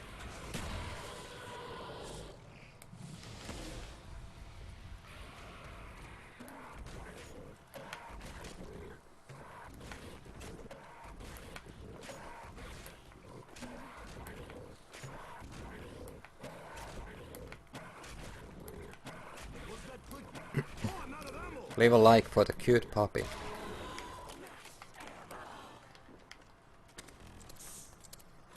More ammo to keep my vodka safe with. Alright, so here's the suicide strategy. I'm gonna stay just inside this hut and die in about 30 seconds.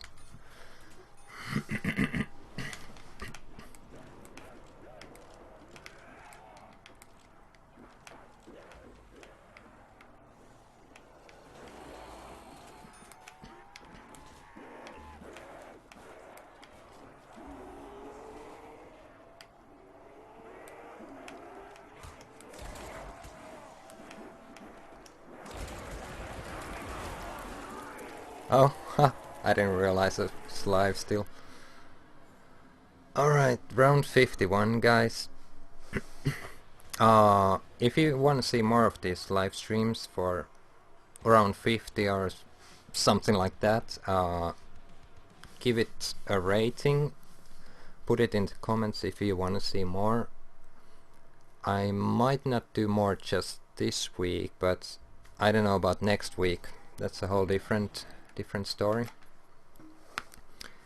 And so far I've gotten my goal in Call of the Dead, The Reese, Varuked, and now Numa. So thanks for watching. Going to find out how to end this stream now, and if you want to watch it another time, you can still go to my videos. It should be there in about an hour, as soon as YouTube processes it. So thanks a lot for the support. See you later.